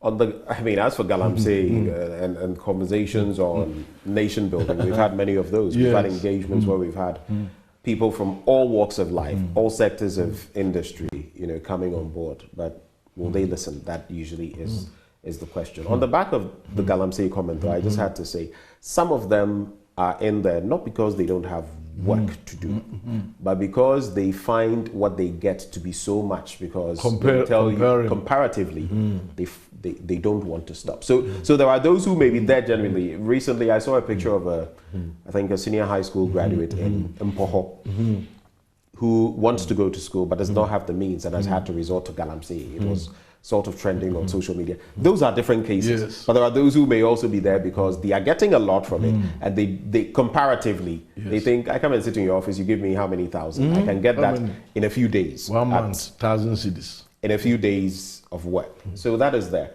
But you started talking about plastic waste. We generate almost what? We generate 0.84 million tons. Yes. Almost 1 million Yes. tons. Out of that, only 9.5% is recycled. Yes. How bad is that situation for our environment? Recently, I was thinking, our universities, are they really helping us? Science and technology, Legon, Cape Coast, technicals, they cannot devise a simple means of recycling these products, and they are depending on the government hugely for their survival. You go to most of the universities outside the country, they rather generate income for the nation. You come to Ghana with all the resources they have, they are dependent upon the government. I don't know. I pray that, several years ago, the steel and the metals, they were lying straight in the streets and nobody wanted them. Now, since we started the aluminium melting companies, the iron, the steel companies, people are looking for them. My prayer is that at least a place like Kumasi, Accra, Takoradi, and some of the centers, there should be a way whereby this plastic waste can be recycled. In Germany, you may know, you go and buy, sometimes you send the old bottle, and you are even giving 1 pence or 2 cents or whatever. In some countries, they are encouraging using paper bags and cotton, cotton bags. Reusable content. Here, we are promoting the plastic, everything, and nothing is done. To me, I'm telling you, it's more disastrous than even the Galamsey. Because Galamsey, certain people have been seen as kingpins and they are doing it, we are making noise. I am drinking this water. Somebody in the streets, in the shops, in the markets, and everywhere. That is one of the greatest harm that we are causing to our environment and ourselves. And possibly we may, but the solution for that one, the solution is not as difficult as the Galamsey. Somebody somewhere, simply starting something, we can use them to do a lot. The Chinese, a lot of people, let them come and establish that kind of factories here rather than bringing used products from China and the rest, which do not help us. I don't know whether the nation is doing much on practical waste recycling. And I do agree, especially on the back of the rains and flooding and what we see with plastic waste. It is a reality. But let's move the conversation forward and talk about the security situation in our country. We can look at Boku, which once again has been in the news for the wrong reasons. Pockets of confusion in different parts of the country, and it has been said that especially with where we find ourselves, surrounded by countries in the sub-region that first of all speak a different language. And secondly are all mired in some sort of confusion. Now Senegal also is having its own situation. Burkina Faso, Mali, they've all had their issues. But contemplating the security situation in Ghana, what would you say is the picture that is painted for you? We'll get to the Small Arms and Light Weapons Commission and arms specifically, but what do you see generally before we go to the specifics? Before we even go to the nations around us, look at the Arab Spring and some other nations. When people are unemployed, armed robbery, stealing, chieftaincy fighting, and all those things. So when people have nothing to do, it becomes a problem. Somebody has said, an idle brain is the devil's workshop.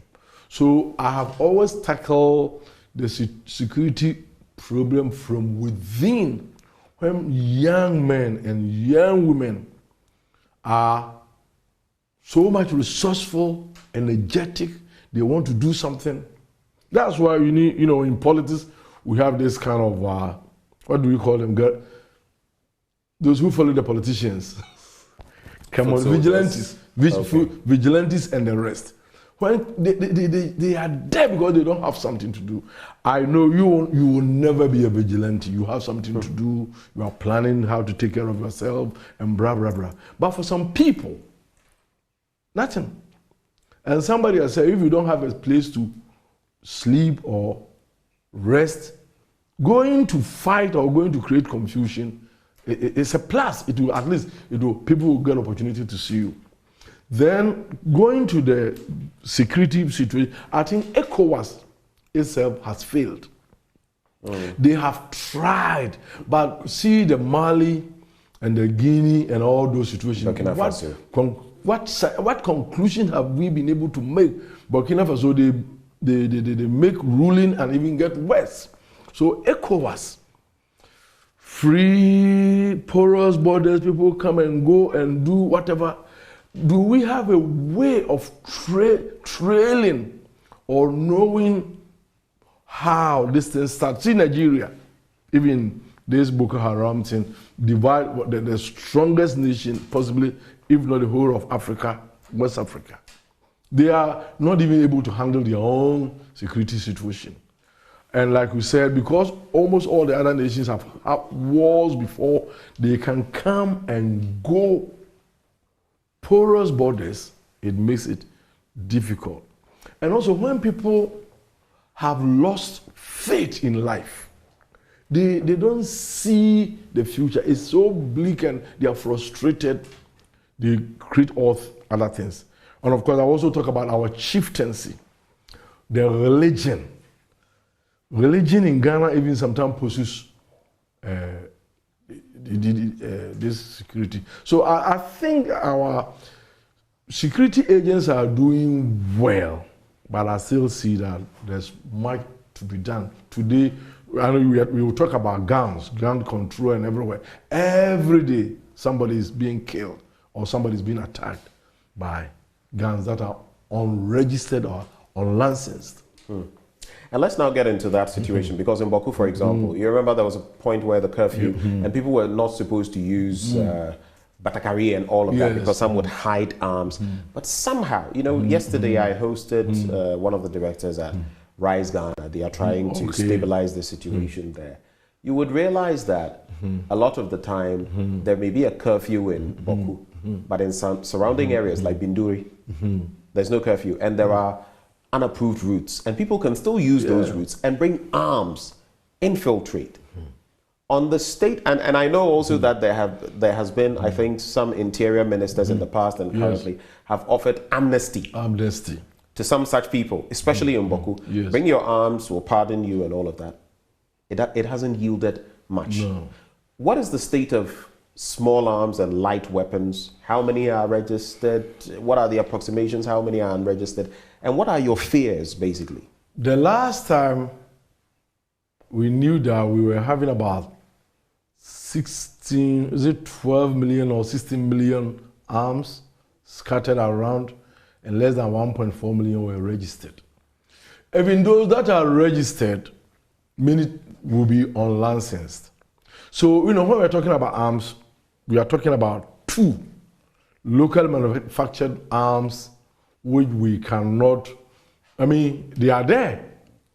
The blacksmiths, I don't want to mention names of places. When you mention them, they get angry and they feel you haven't treated them well. And then, of course, the imported ones. But we know these places. And, the imported ones, of course, the ones that are given to the security agencies, they are well organized, they are well controlled, the military, the police, the customs, the prisons, and the rest. But individuals who brings them in, these are the problem. Sometimes they will come, they will register it or license it, but the renewer, you don't see them again. Sometimes somebody, I remember when I became the chairman of SMOAM, somebody, 2 or 3 people said, your problem is, they say door to door, the people do what we call door to door and they bring things. And they are most of the people who bring these arms. So how are you going to check that door to door? Of course, I'm not a custom official. All that I will say is that I will tell people, like I'm telling you, that they should check those things very well. I know that it's the Minister of Interior or his deputy, or they normally approve people, give the permit for people to bring guns. And we, as an entity, we don't regulate, we educate people to know how harmful guns can cause. In fact, as I speak, we are pleading and praying that the Small Arms Commission will be a regulator together with the ministry so that we can have more power to apprehend. No, we commission. Even though it's commission, our core mandate is to advise the minister on matters related to guns. And as if you are an advisor, your advice can be taken or not taken. And of course, the rest is education, making sure that there is safe and security. So even like what I'm doing now, we're educating people. Guns are dangerous. When you have a gun, go and register it and blah, blah, blah. But to me, if we are given the position to regulate whereby we can arrest, we can enforce things, it will be better. And also funding Small Arms Commission, of course, because we will not take money like the DVLA or Mineral Commission, other institutes. All our monies go to the consolidated fund. That means when people have licensed their guns, and then we are giving money from the government to operate, and then other institutions like UNDP and benevolent organizations. But gun situation is such that you don't have to go and beg to regulate, to make your nation secured. But every year our budgetary allocation is normally not much. About how much did you get this year? This one, it will be those in the office who will possibly know. But what I would say is that it is not much, and sometimes it is not even fully released. So we need more money. We need more funding from the government, but I also understand the economic situation of the country. So even as I'm speaking to the Ghanaian public, banks, and all institutions, those who matters, who think, who care about security, because if the nation is not secure, like what is happening in Wa, can you open your bank? Can you open your shop? Can you really freely enjoy? We are talking about food security. If people are dying, there's a fighting, can the farmers go and plant like what is happening in Ukraine? So I'm really talking about Ghanaians, to Ghanaians. Let us not put all on the government. Yeah, I wish they should do more because our budgetary allocations are always below average. But Ghanaians should also join us so that together we can be somewhere. Let's take a look now at corruption on the one end, a hydra-headed devil, and the economy. Inflation has recently started going up again from the latest Ghana Statistical Service report. The dollar is still, in fact, the foreign currency kit is still whipping our local currency, even with the IMF deal and the first tranche of money. The cost of basic things, now the cost of utilities constantly rising, cost of fuel, cost of gas. That is on the one end. And then corruption, endemic in our country. It's been said that up to about 6 billion, between $4 and $6 billion is lost every year. I mean, if we had that kind of money, we wouldn't even need an IMF program. What do you think about these two? Corruption. I ask the question, who is corrupt? Who is the one? Is it a pastor? Is it the lawyer? Is it the architect? Is it the custom officer? Is it the politician? Everywhere is so endemic. It has permeated through the system so much so that if you are not corrupt, you are perceived to be living in another planet. And if we want to live this kind of corrupt life, gold will rain from heaven. Recently, I read an article. Ghana has taken the number one spot about gold. In fact, it was painful and insult and sarcastic for Ghanaians to read that Ghana has taken the number one spot. We're not just number one in terms of gold production. We're number two in cocoa production. Cocoa, and they say that cocoa price is moving up. Go and see the farmer there Who is planting the cocoa? All has to do with corruption. You go to the hospital, it is there. You go to, the institutions, getting your child to be admitted, getting employment sometimes. Even in institutions that you want to go and come and serve the nation, probably you may have to pay your way. I don't want to mention the names of that sacred institutions. So if I pay my way to such a sacred institution, politics, Kumawu, I think there were a lot of stories there. I don't know whether it will repeat in a sin. But I don't understand why. We've seen some projects in. I don't understand why somebody will spend millions to become an MP. And if he wins, he will find a way of getting his money.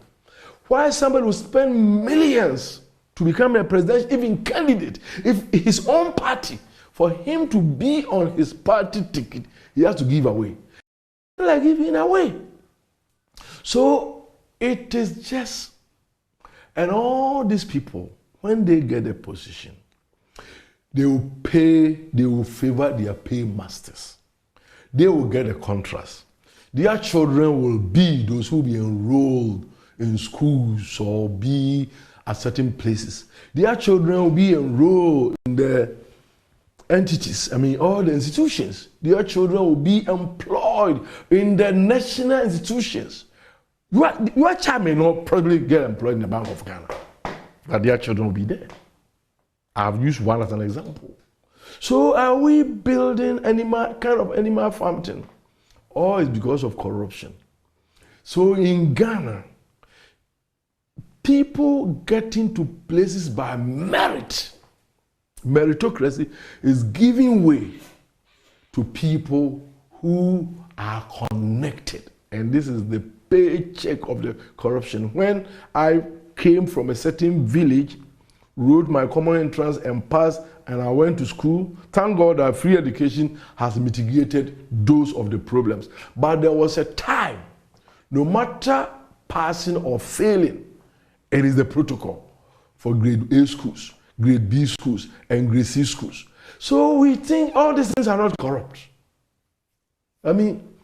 It's just too much. And unless Ghanaians, I said this, and I thought it was Joy who reported, I can see the headline. Ghanaians are corrupt. We are saying Christians are 70%.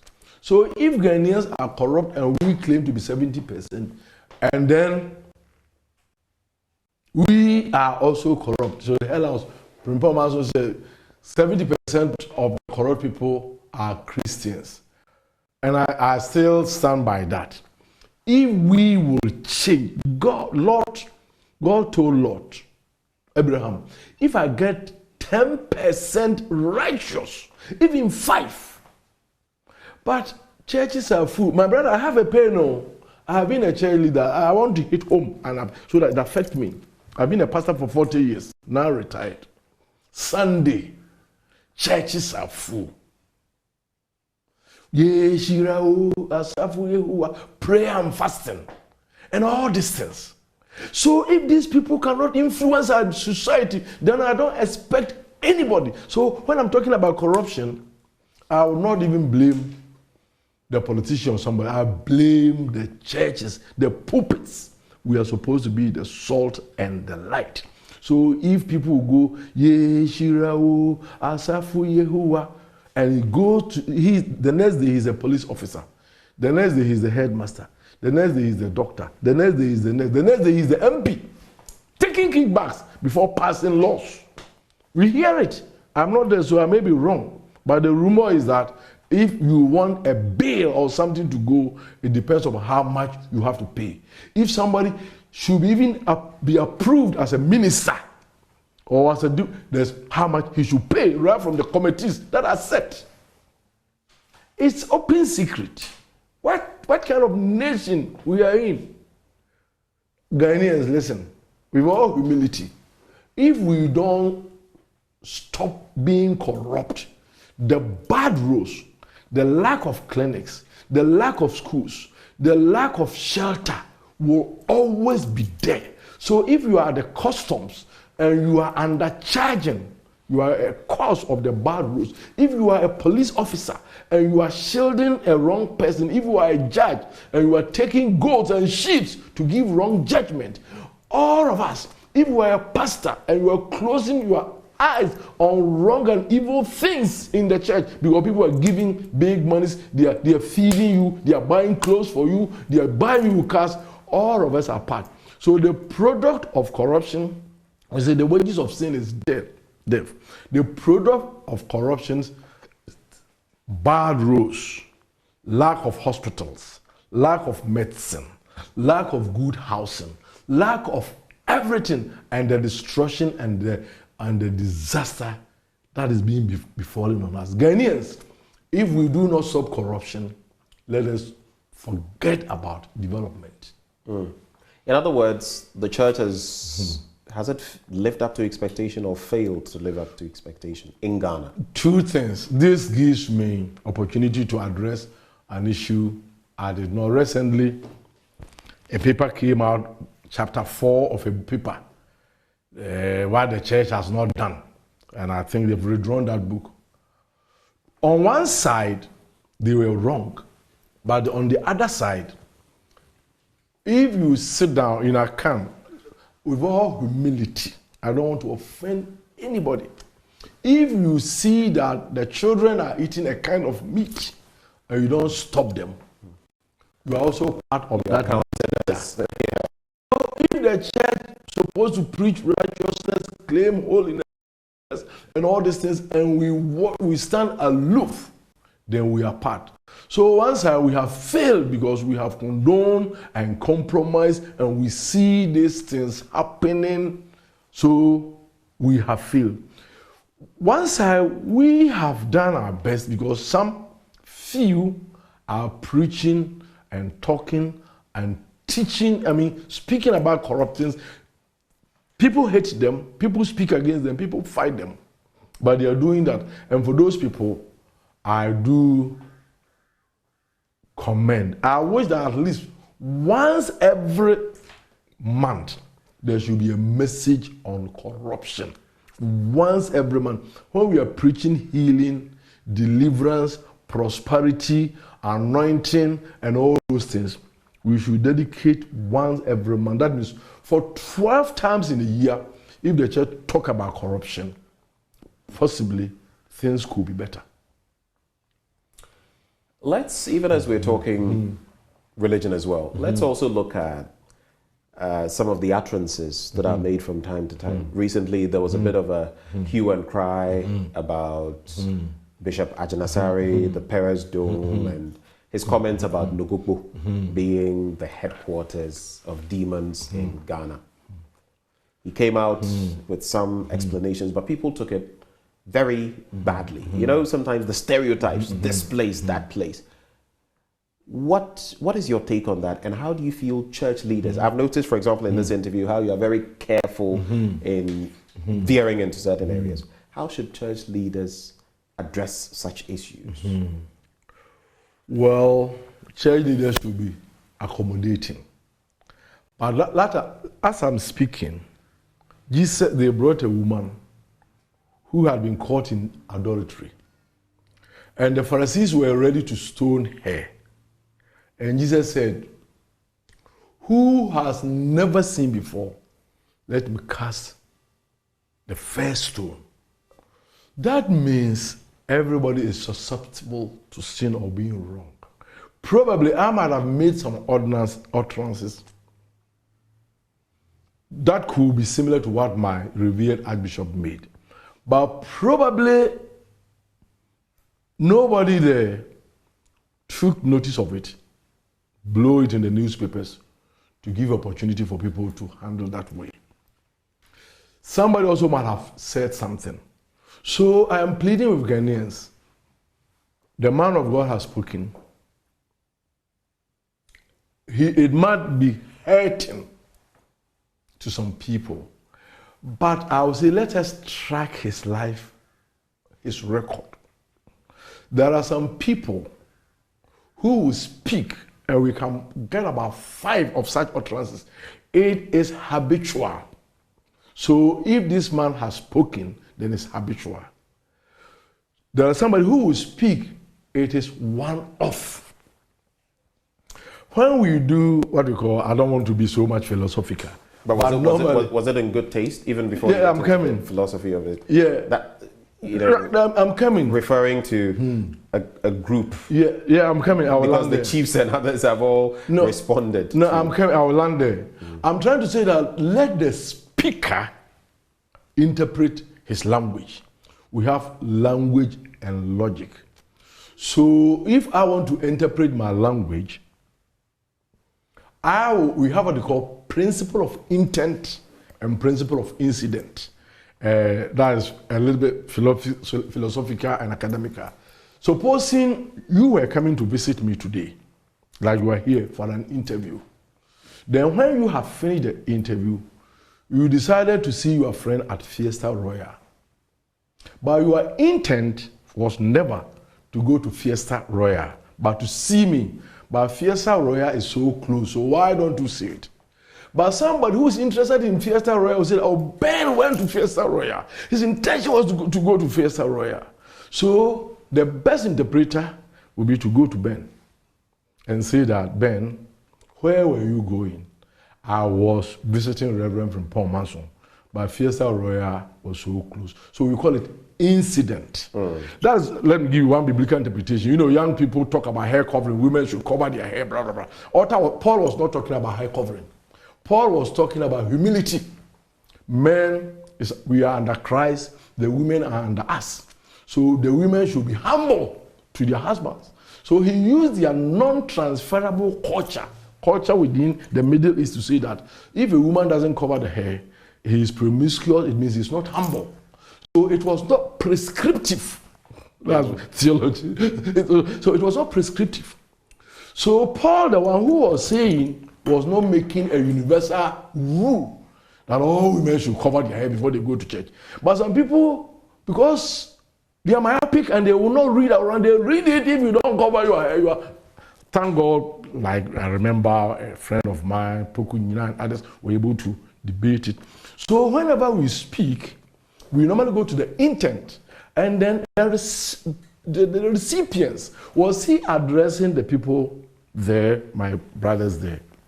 No, he was addressing a congregation. He was making an application. So the impulse has come out because of the media and people, blah, blah, blah, blah. We have really make it hard.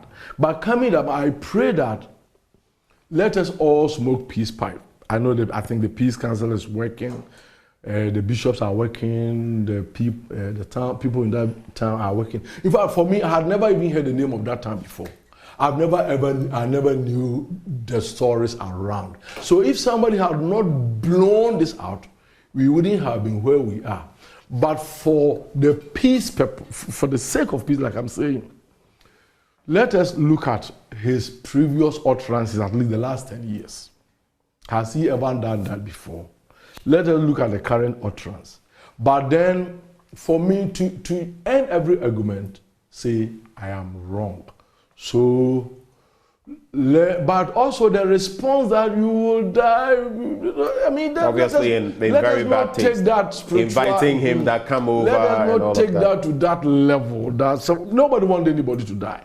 So the whole exchange has not been the best. But as speaking here as a retired religious leader, I love the people of the town is Nogopo. Jesus loved everybody there, and we should love them. And I love the man of God, his passion for evangelism. So in Akan, we kept in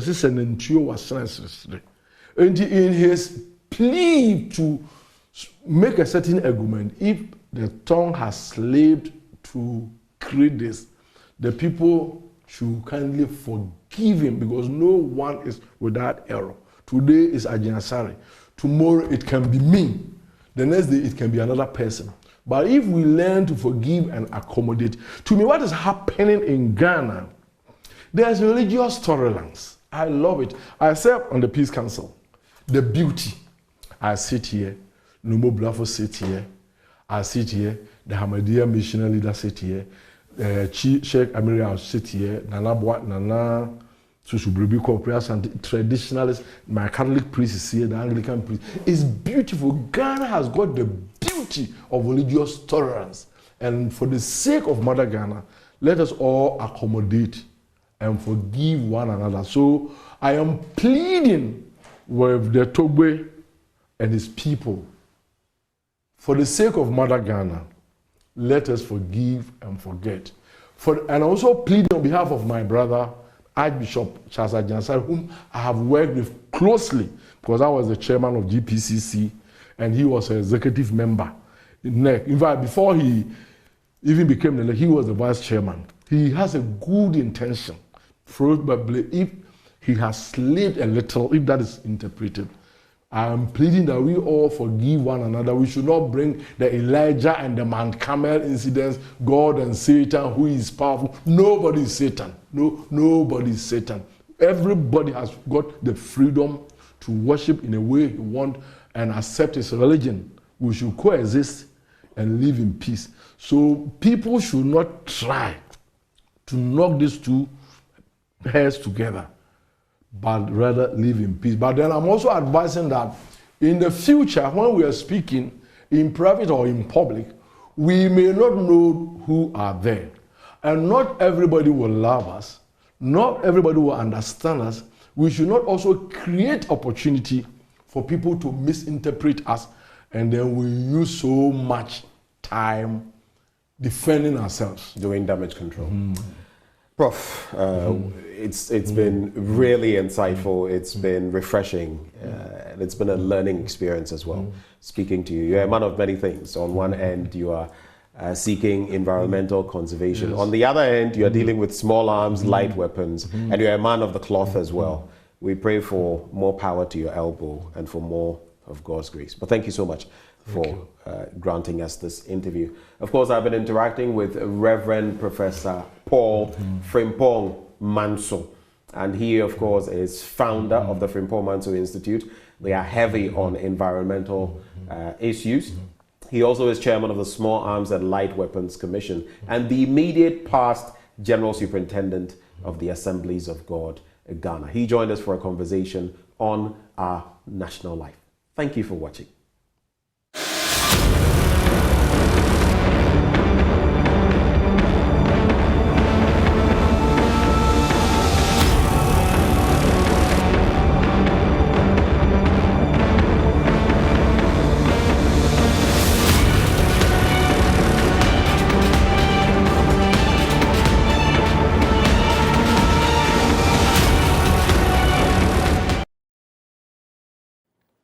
Welcome back on the AM show, and I'm beaming with smiles because this is a project that we've had in the making, and finally we're about to get the thrust of who is going to get what. We're celebrating those impact makers. Yes, the Joy Impact Makers Awards. Joining me in the studio to tell us a bit more about this project, how far we've come, and what we're going to do next, Emefa Atiamwa Eli is in the studio. She's an editor here with us at Joy News. Hello.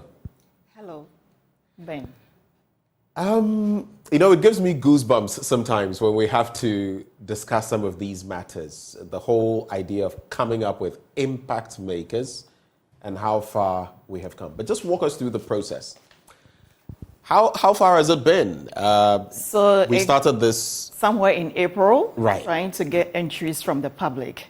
That is to say, tell us, who do you think in your community is making an impact? And they poured in. And so many of them. Close to 500 entries.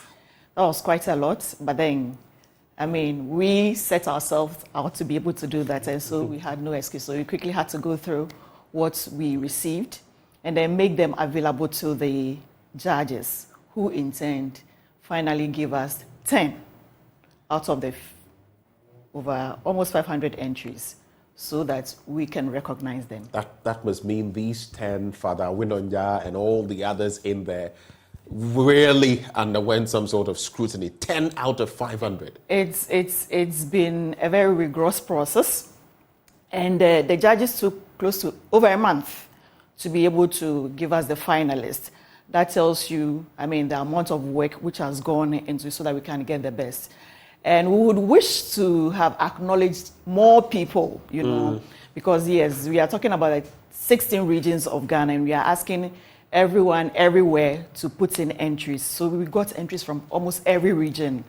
And some of the people, you're asking yourself, the projects they engage in, one key thing we are looking at is the sustainability. Yes, you might be making impact, but how sustainable is the project? How replicable is it? And then we're also looking at the number of people, the number of people that have been impacted as a result of the projects you're engaged in. So these are some of the criteria that we are looking at to be able to, and that can be very involved, because if you're asking about the sustainability, how long has this person been doing this? Yeah. What is the current status of the project? Looking into the future, how long will the person be able to sustain this project? How many people are you looking towards to impact? So this is what went into the selection. And that is quite a tall order, because it's kind of like venture capitalists trying to find businesses in the hope that they will last, they will stand the test of time. It's always risky, but in this instance, we had to do a very diligent job just to whittle it down to these 10. But what makes these 10 people so special? Apart from what you've told us, I'm sure those watching us will be asking, so what did it take for these 10 people to be selected? Okay, so I started by giving you some of the criteria. You have mentioned some of them. Exactly. So it's about the impact. It's not just you doing something. I told you about the sustainability of the project. If you are engaged in something which is affecting lives, you do not want the project to end after this recognition. You know, we are also looking towards an opportunity where the project can be replicated in other areas of the country. Do you have any dreams like that? Are you looking to doing something like that? And then another thing is your source of funding. You hear stories, the finalists that we have, you'll be amazed. Some of them are having to do what they are doing from their own pockets. You understand? Wow. But then the interesting thing about it is that, okay, so it is from my own pockets, but at the end of the day, whatever they are doing is able to enable them rake in more capital so they'll be able to continue doing it. Do you understand? We have a finalist who is into agriculture, more or less farming, and he engages persons with disability or persons who are physically challenged. He's engaging them in his farms. Whatever they produce, they send it out there to the market for sale. Whatever they raise from the sale of these produce, they reinvest into what they, and so then the farm keeps expanding. You are getting more hands, and you know, Ghana, we have a lot of challenge with people. I mean, persons with disability who say they do not have any form of livelihood, something sustainable, something that can keep them. And so by doing this, you are not just taking them out of the streets, which is often where we find them, but then they are in a gainful venture. They are able to feed their families, and so they can also live some kind of dignified life. You get it? There is another person who is also engaging the youth in ICT. So if you're able to, after a year, they have 3-year program, so they will train you. When you acquire the training, they recruit you to work in the facility. Whilst they recruit you, you are being paid. And then in the same vein, you are also encouraging other youth to come into the institution to also learn. I hope you can imagine the impact. Yeah. And so it's not just a one-off activity, but then you are able to replicate the impact over and over and over. And that it's all about development. So it's not just one person whose life is being changed. It's a whole community. And then it extends to, you can imagine, the whole country. And it makes a lot of sense. These are impact makers. They are impacting their communities and beyond. But with all the processes that we have gone through since April, now we've whittled the number down to these 10 fortunate ones. Well, maybe not so fortunate because they put in the work. What is going to be happening this week? Come the end of the week on Friday, yes, is going to be D-Day. Exactly. At the Labadi Beach Hotel, we'll be hosting these 10 finalists and their family members to a dinner sort of. And then we tell the whole Ghana and even the world at large about what they have been doing. You get to know what they do more. And then we also appreciate them. We showcase them to corporate Ghana. We showcase them to the whole world and say that this is what they are doing. And in case you are doing something which is closely related to what they are doing and you are in that space of being able to help them, you shouldn't hesitate in engaging them in whatever way. There's this woman who is into constructing, I would say manufacturing a kind of machine which helps women in Upper East region to be able to harvest their produce. Ordinarily, they would have gone manual. And how much can you do if you have large acres of land and you have produce on such land you are supposed to cultivate? It's quite a lot of work. But then with the help of this machine, they are able to do more within very little time. You get me? So such people, you can imagine the amount of impact they'll be able to make if you give them the platform, if you give them the necessary If they had support. more, how much more they could bring exactly. to And we know there are a lot of organizations which are into these kind of agro input manufacturing machine, whatever. They'll be able to support them. So this is what we are looking out for. So on that day, Ghana will be able to see this woman and will be able to say, oh, if you're able to help her A, B, and C, she can be able to do this and that. Apart from that, I'm sure there are people who will be watching and saying, but how can I participate? How can I support? What can I do? For such people, what would you say to them? Okay, so like I said, we need support for these people. It's not just as showing them to the public and say, this is what you do, what they do. We need to support them so that they can expand on what they're doing. Beyond that, we also need sponsorship for the program. I mean, you're a corporate or you're a commercial entity. What a platform you would want to be associated with, you're welcome. You can, between now and Friday, and whatever benefit you will get does not end after the program. I mean, I was there, I was 9th. We can extend it as long as you want. And this thing is going to be every year. This is the maiden edition. I was just about to say that some people may even say, okay, we missed out on this bus, but pencil us down for next year, the next edition or something. So just reach us at our front desk on our main line. We are open for any kind of support you might want to give us or association so that, who knows, this is the platform your business has always been looking for to be able to become big. I'll tell you one thing, MFA Atiamwa Eli is one of the impact makers in-house. So we celebrate her as well. Anyway, any final words? Yeah, so Friday we are saying you should stay glued to your television sets. It's going to be live on air from 7 to 9 p.m.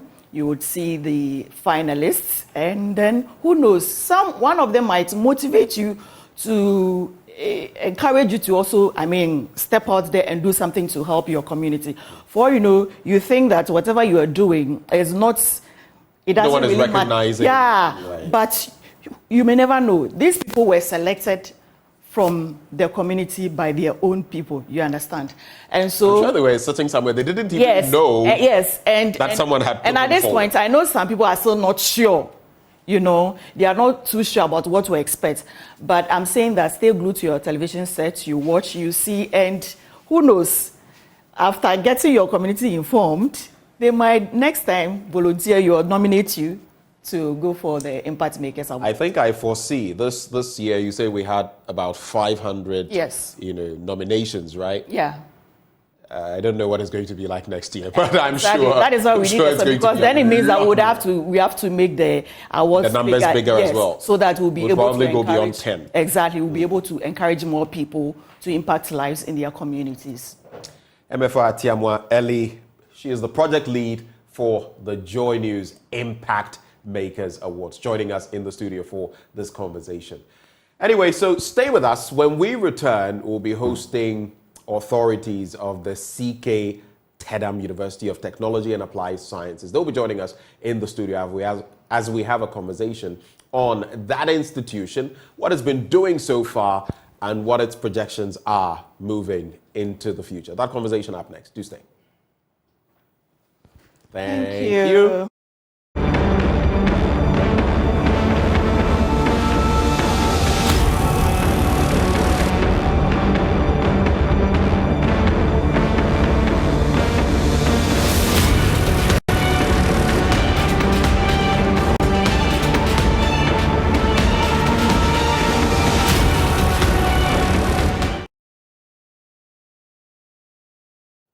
Welcome back on the AM show. As announced, we're hosting the leadership of the CKT-UTAS University of Technology and Applied Sciences. That is the CKT-UTAS Navrongo. They are in the studio here with us, and they're going to be telling us about their institution, what they've been up to, and what they are looking forward to in the future. Joining us for this conversation, we have Professor Samson A. Abangale. Now, he is the Dean of Academic Programs as well as Quality Assurance. And then we have Professor Eric Magnus Wilmot. He is the Vice Chancellor. Both of them join us right here in the studio. Prof and Prof, good morning to you. Good morning. Good morning. There's a show called Alaji and Alaji. So I guess today, as of this point, this show is Prof and Prof. Good to have you. Nice to meet you. Tell us a bit about the CKT-UTAS University of Technology and Applied Sciences. It's a bit of a mouthful. Yes. But you've been out there and you've been doing quite some wonderful things. I'd like to start with you, Prof. Tell us a bit about this institution. For those who don't know, when were you founded? What has the journey been like up to this point? Okay. Well, the CKT-UTAS University of Technology and Applied Sciences used to be a campus of the University for Development Studies until it was made autonomous. In 2019, an act was passed by Parliament to make it autonomous, but it actually didn't start until 2020. So in 2020, the Governing Council of the University was inaugurated on the 6th of May, and then the university then started. But essentially, because of the COVID, things got delayed, and we never really took off until around August 2020.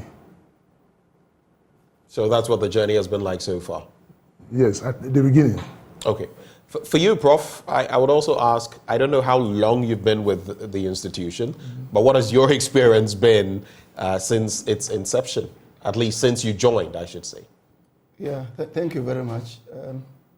I'd rather have a long history with the institution. I have been with the UDS part and then now... Okay, so you are continuing. Continuing, and I have over 20 years experience in there. So, yeah, but it's been great coming out from being a campus to a university, and allowed us to do things within our environment and within reach. So a lot has transpired since then, coming up with restructuring and new programs and all that.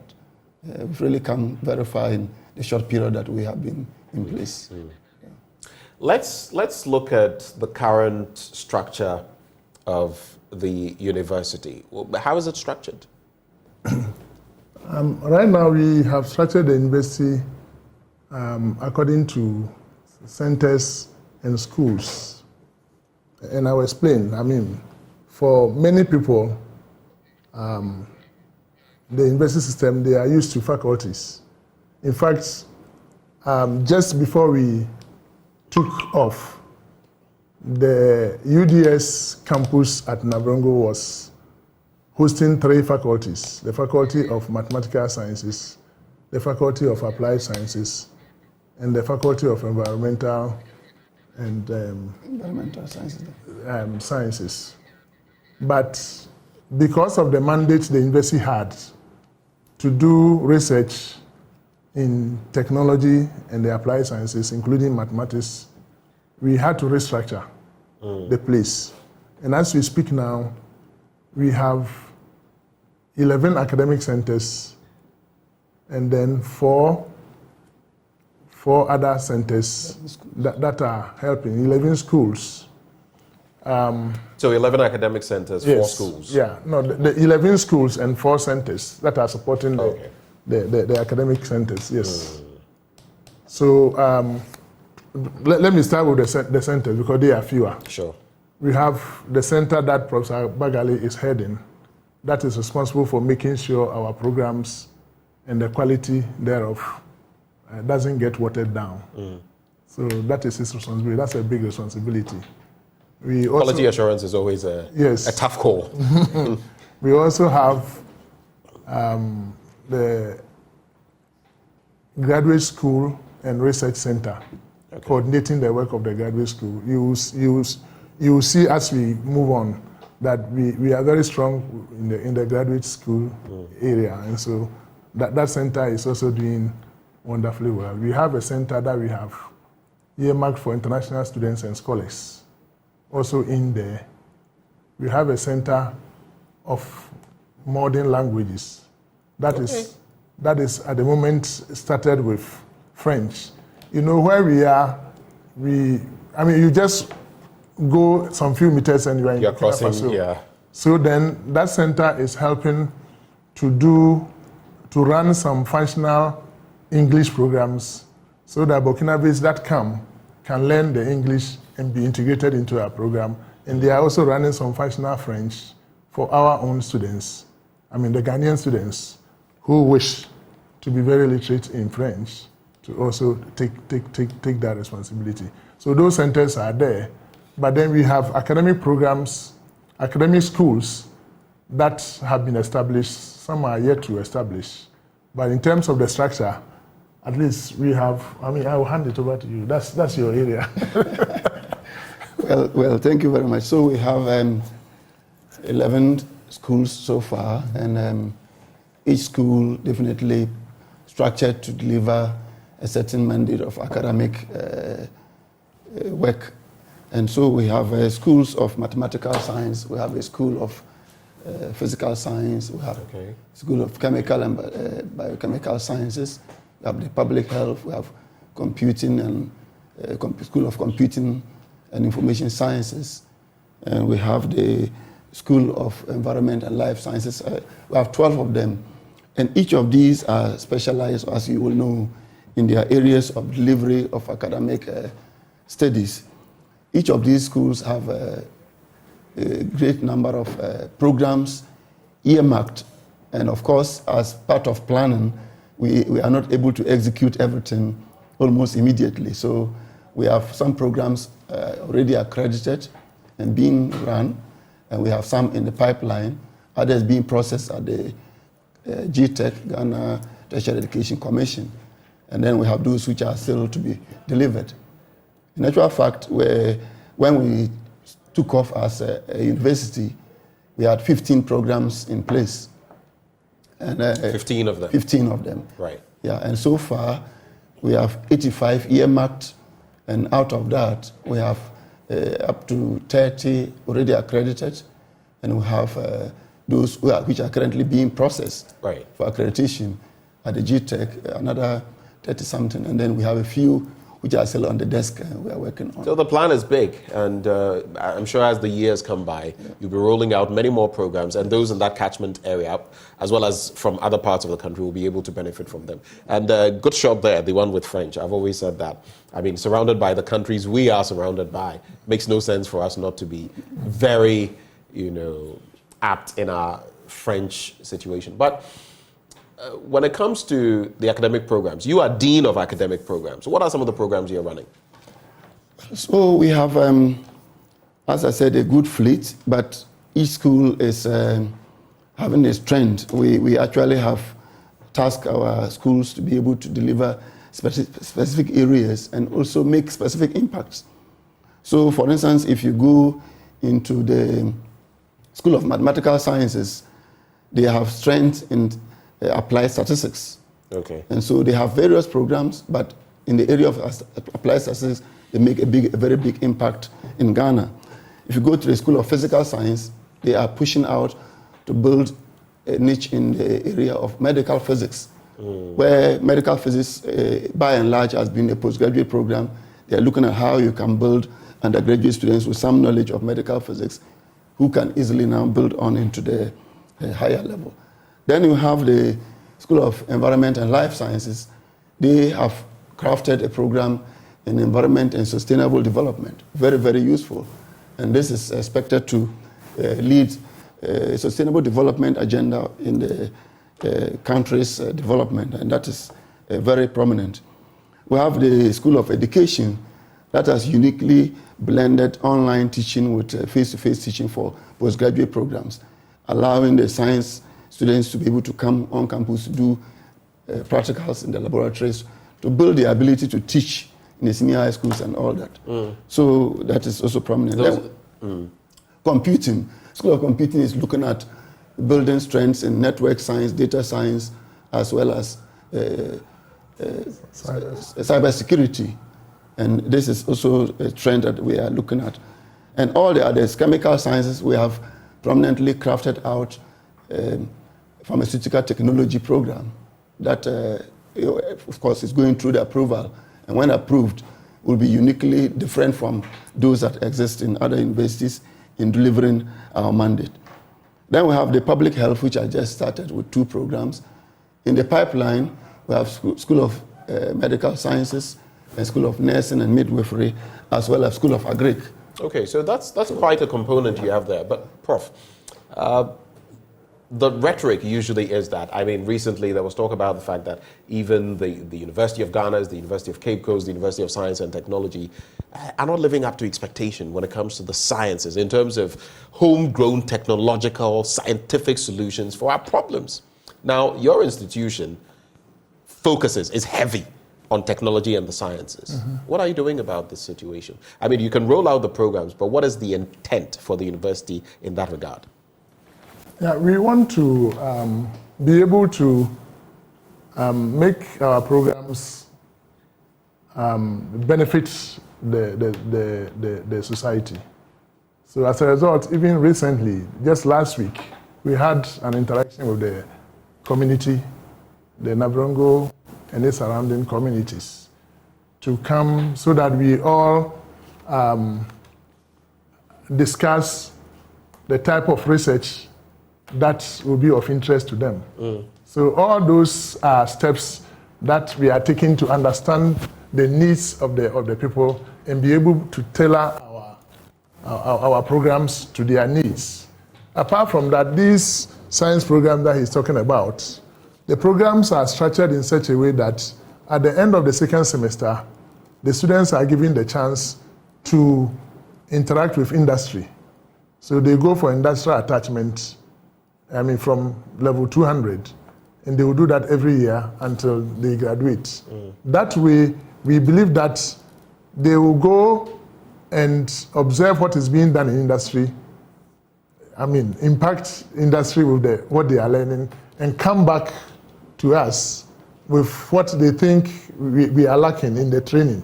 And we hope that as we move on, not only the students, we will be having this type of discussion with the industrial players, so that as our students come and they assess them and they return, they will also give us feedback.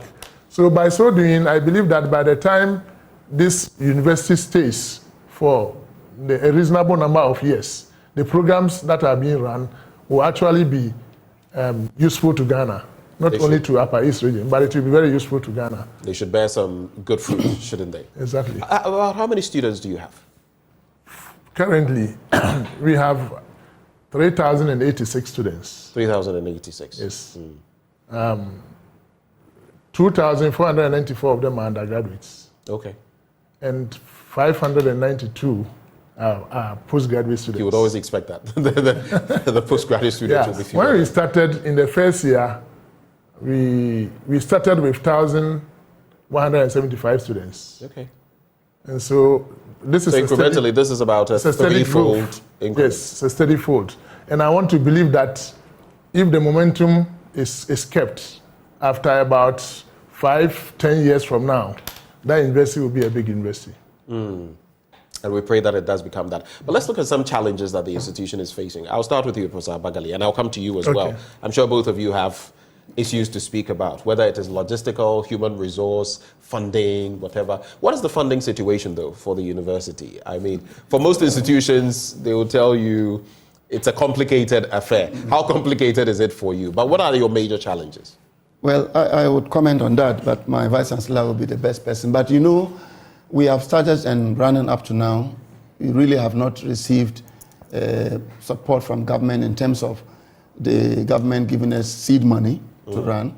So we have depended largely on IGF, student fees, and managing how to go about that. And of course, with the challenge of our environment coming from being a campus to a university, a lot of structures had to change. So there have been financial issues relating to that. Be it as where we have tried to manage with what we have within the circumstances. And some of our programs are also sponsored by grants. Currently, we have 4 grants running in the university, even apart from those that we ladded from UDS. And we are trying to see how we can leverage into having impact on the environment that will dovetail into development. Hopefully, that should attract government and other stakeholders to give us great support.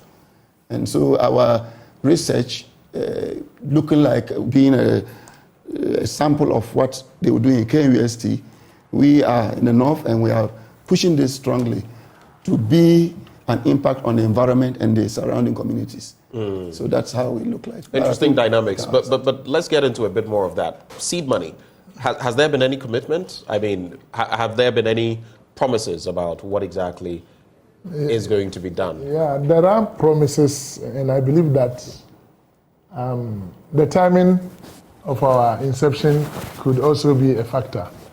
I mean, I think we came in as a university at a time when the COVID was devastating the economy and so on. So somehow you can understand it from that perspective. Yes, government keeps assuring us that they haven't forgotten that we need some seed money. So I hope that as the economy improves, that type of help will come.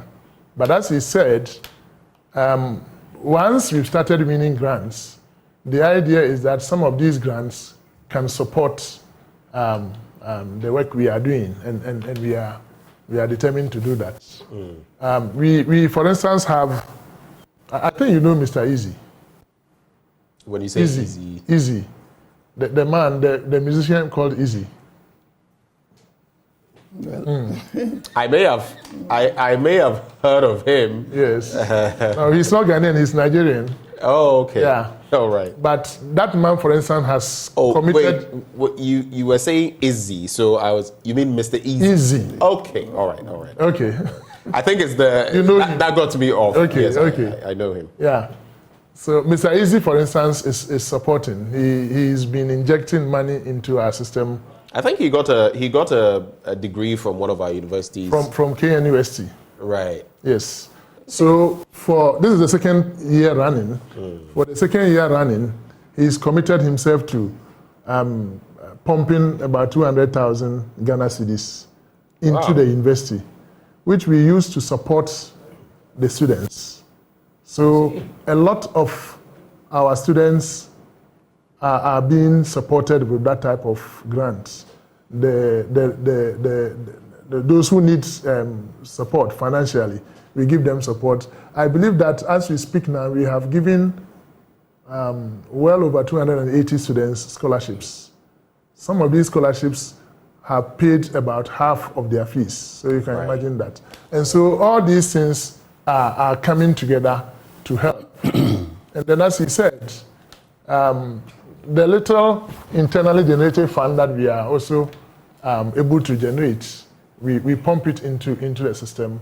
But we still have the challenges. I mean, the biggest challenge I can say now is the housing for students. Okay. I mean, these numbers that I just called, the 3,085, could have doubled if we had housing facilities for these students. But we don't have them. We only have 2 hostels now that can take a total of about 250 students. So you can imagine we have 3,086 now.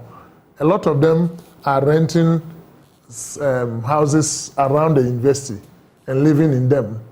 A situation that I think will need to change. And that, of course, is not the best of situations. Exactly. But right before we go, I cannot leave without doing this. What are your future plans as an institution? Very briefly on that. Okay. Have you graduated any students yet?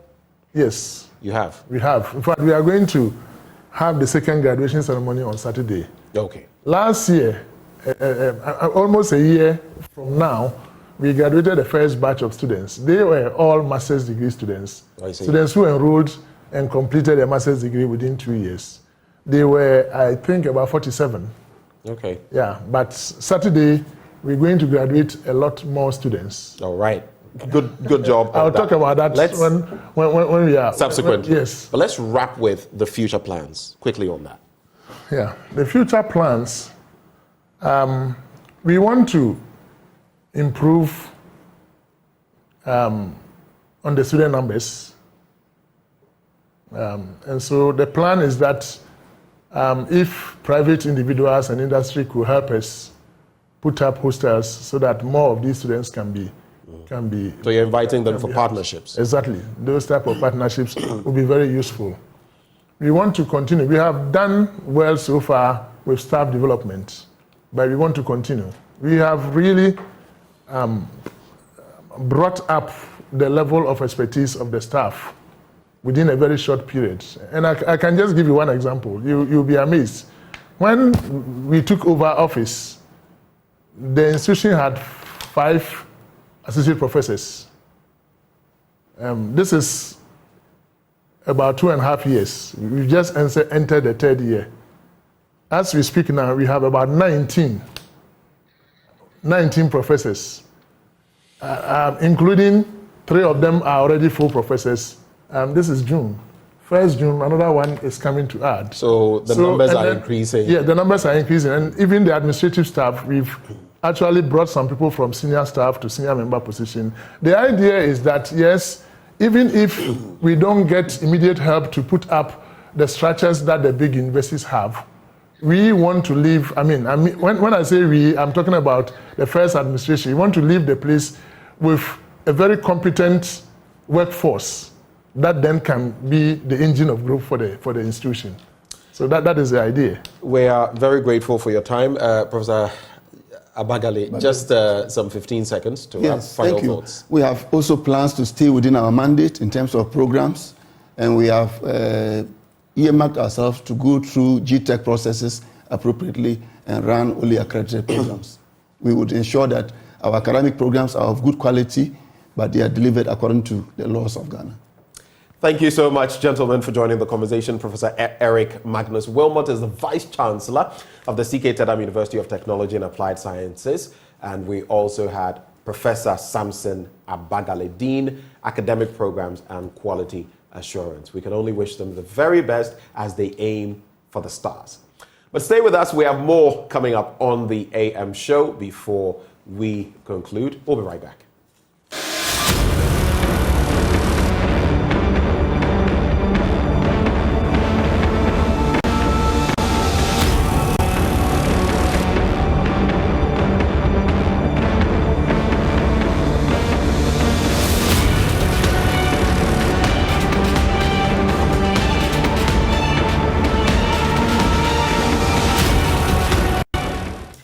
Welcome back, and it's all about the WACOMP Made in ECOWAS exhibition. They were here last week, and they are back. Joining us in the studio, Alexander Dazawa is Director of Projects for GEPA, and we also have Joseph Yabua, the National Project Coordinator, Cluster and Networks Expert for Cassava, that is UNIDO. You were here last week, yes, and you're back again.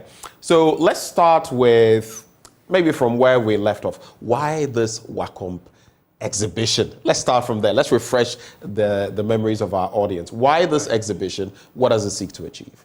No, last week we were here, we said that the WACOMP is the acronym for the West Africa Competitive Program, which is an EU-funded program, which GEPA is implementing together with UNIDO.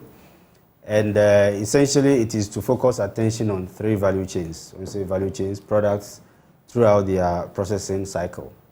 And we're talking about cosmetics, we're talking about cassava derivatives, and also processed fruits, as in the case of mangoes and pineapples and so forth and so on. Is to focus attention on these 3 products and showcase what Ghanaian companies are doing, their ingenuity, and to bring it to the fore, and eventually to lead to more exports in these products. So essentially, that's what we are trying to do through this exhibition. Please, tell us a bit more about the WACOMP exhibition. What else can we look forward to? Right. Before I go into talking about the exhibition, I think it's always good to highlight the fact that the WACOMP is the West Africa Competitiveness Program, and we use a 5 C's approach. The 5 C's approach. Use the what? 5 C's. 5 C's approach. Right. I'm just going to go through that quickly. So first of all, we talk about compete, and by compete, we support the SMEs to be able to improve their work. So at the end of the day, if the quality of what they're doing is not really up to par, then the products will not go anywhere. Secondly, the other C is connecting to markets. So we connect them to market with local markets, international markets. So we organize such fairs like the West Africa Fair, but there are also other international fairs that we actually send some of these SMEs to, so that they can get connected to the market. Then we also support them to improve the quality of their products, and that's the third C, which is conformity to standards. Every market has its standards, and therefore the products that we send out must be able to conform to those standards. And then in addition to this, we have credit. We have other credit. We connect them to financial resources, whether they are grants, loans. We have an in-house, let me call it a grant, but we call it a matching scheme, where we support the SMEs to essentially address challenges that they have within their clusters. Finally, we have the coordinate, which is supporting the institutions that help the SMEs to be able to improve on the expertise, so that they can better support the SMEs. So having done all these, it's very important to then bring the SMEs out to be able to also showcase what they have. So this fair is really an opportunity to showcase and to also invite the public to come and see the products that are available. There are other SMEs coming from other West African countries, so it's an opportunity for the Ghanaian SMEs to see what is out there in West Africa, because WACOMP is a West African program, and then also for the consumers to come and see what's there. So these are some of the reasons why we're doing that, and for us, as a country, is also helpful that the SMEs that have been supported get the opportunity to show what they have. Yeah. Right. For you, Alex, let's look at the 3 thematic areas: cosmetics, cassava, processed fruits. Why those ones? Why those ones for WACOMP? Well, I think, if I recall, last week I was saying that the 3 products cut across West Africa. Because if you look at cassava, it's the mainstay in all our 15 West African countries. So it is to leverage our strength in the product area to be able to improve, as Joseph was saying, on quality. Very important. In cassava, we have not really maximized the potential. You and I know that we use it mainly for food, for fufu and so forth and so on. But it also has big industrial potential. So the focus is on looking at the West African region as a sourcing area for cassava, either internally or externally, and to add value to it and export. If you talk about we are creating a cosmetics, sort of one-stop shop. For all West Africa, exactly. West Africa. And cosmetics is a growing area. Again, all over West Africa, Cote d'Ivoire is doing very good, in Togo is doing very good. Ghana is an emerging force in cosmetics. So also in all the other neighboring countries. So it's obvious that we concentrate efforts on this. And if we do it well, we can also access the European market. Remember, the West Africa Competitiveness Program, it's a response to our signing of the Economic Partnership Agreement with the EU, under which we have some preferential access to the EU market. And in order for us to be competitively positioned to access European Union markets, the program essentially was to upgrade our capacity.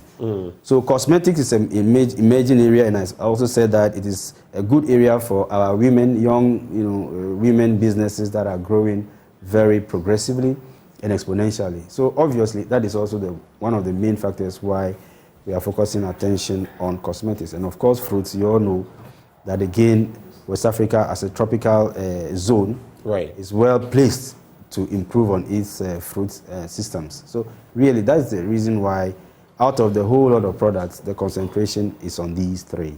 Briefly. So I just want to add a little bit to it, just to bring it home. So if you take cassava, for instance, cassava is the most grown crop in Ghana. And is also the highest contributor to Ghana's agricultural GDP, 22% of Ghana's agri GDP. What it means is also that it creates a lot of jobs. So almost every farmer in Ghana grows cassava. In Ghana, except the 2 northern regions, or let's say the upper northern regions, that's upper east, upper west, every other region, every region produces cassava. Right. Every farmer. So it's really a crop that has a great potential. There are also, these days, in fact, it's the most processed agri product in Ghana. And also there are a very wide variety of products that we have. Just recently we went to Egypt, we were promoting high quality cassava flour as a composite for bread, because Egypt consumes a lot of bread, and that's just one aspect of it. But there are so many products that we get out of cassava, except aside the local consumption. Okay, so very quickly on this, gentlemen, I'll split it into how many exhibitors are coming, what are the processes involved for registration? I'll start with you, Alex. Okay, we expect no less than 100. Our target is 100 plus. And now, at this stage the event is about 10 days away. And already it's been almost like oversubscribed because we have a lot of interest. Wow. So this is just to inform our exhibitors, potential, those that still are interested but have not yet registered, to do so as soon as possible, because we are going to close the registration portal. And the process is that you just go to wacompghana.org. wacompghana.org. Yes, okay. That is the website. And then you can register. The fee is 500 Ghana cedis. Okay. Moderately priced, because it's essentially to promote the sector. So once you are done and you make your payment, you are duly registered. And then we can move it from there. So we are contacting all the exhibitors to inform them duly. And from next week, all the operations will be ready towards a full launch on the 29th. Mr. Yeboah, you have the final word. Yeah, so 20 seconds. So my final word is that this is a great opportunity for the SMEs to come and show what they have, to come and meet buyers, but also for Ghanaians, it's a great opportunity to come and see what we have on offer. As I was mentioning, there are so many products, from chutney, from the fruit sector, to fortified cassava products, to cosmetic products. So this is an opportunity to see what we have in Ghana. And these are quality products because they've gone through a lot of processes over the last 3-4 years to be able to get here. So come, as we used to say, come one, come all. Register, and also for all Ghanaians, please participate in the event. It's going to be, something very, very good. It's actually going to also help generally. Thank you. Right. Yeah, Thank you so much, gentlemen. Just before we go, let me just put out the telephone numbers again for benefit of our listeners. 024 342 5872. 024 342 5872. Or 054 751 3373. Thank you so much. You just heard Alexander Dadzwa, Director of Projects with GEPA, and of course we also had in the studio Joseph Yeboah, National Project Coordinator, Cluster and Networks Expert for Cassava with UNIDO. And it's all about the WACOMP Made in ECOWAS exhibition. You should be a part of it. Well, coming up next on the AM show, we bring you the latest on the front of the National Science and Math Quiz. Do stay. We'll be right back. All right.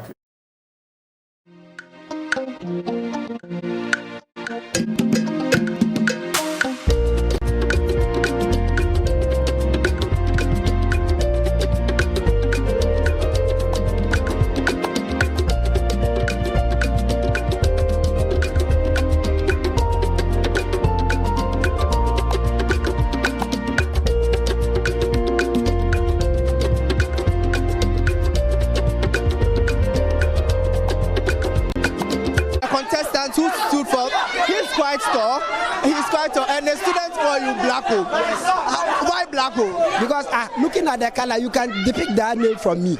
Yes, and I actually I like the Black Sheriff. I like the life he lived, and also I want to be like someone that would be the symbol for Upper West. The black color, it's not just black. Okay, so being the symbol for Upper West, you've won your contest, going to the nationals. Are you going to still represent the Upper West region?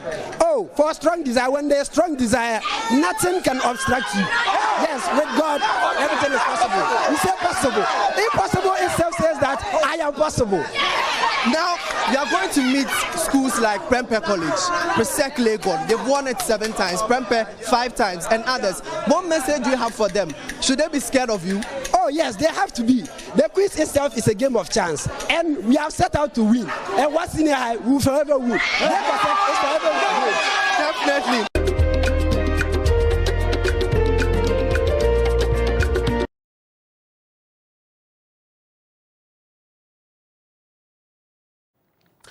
So today we head into the eastern region, Koforidua to be specific, and Michael Ashali is standing by to tell us what the latest is in the NSMQ. Mike, if you can hear me, what can you report from Koforidua?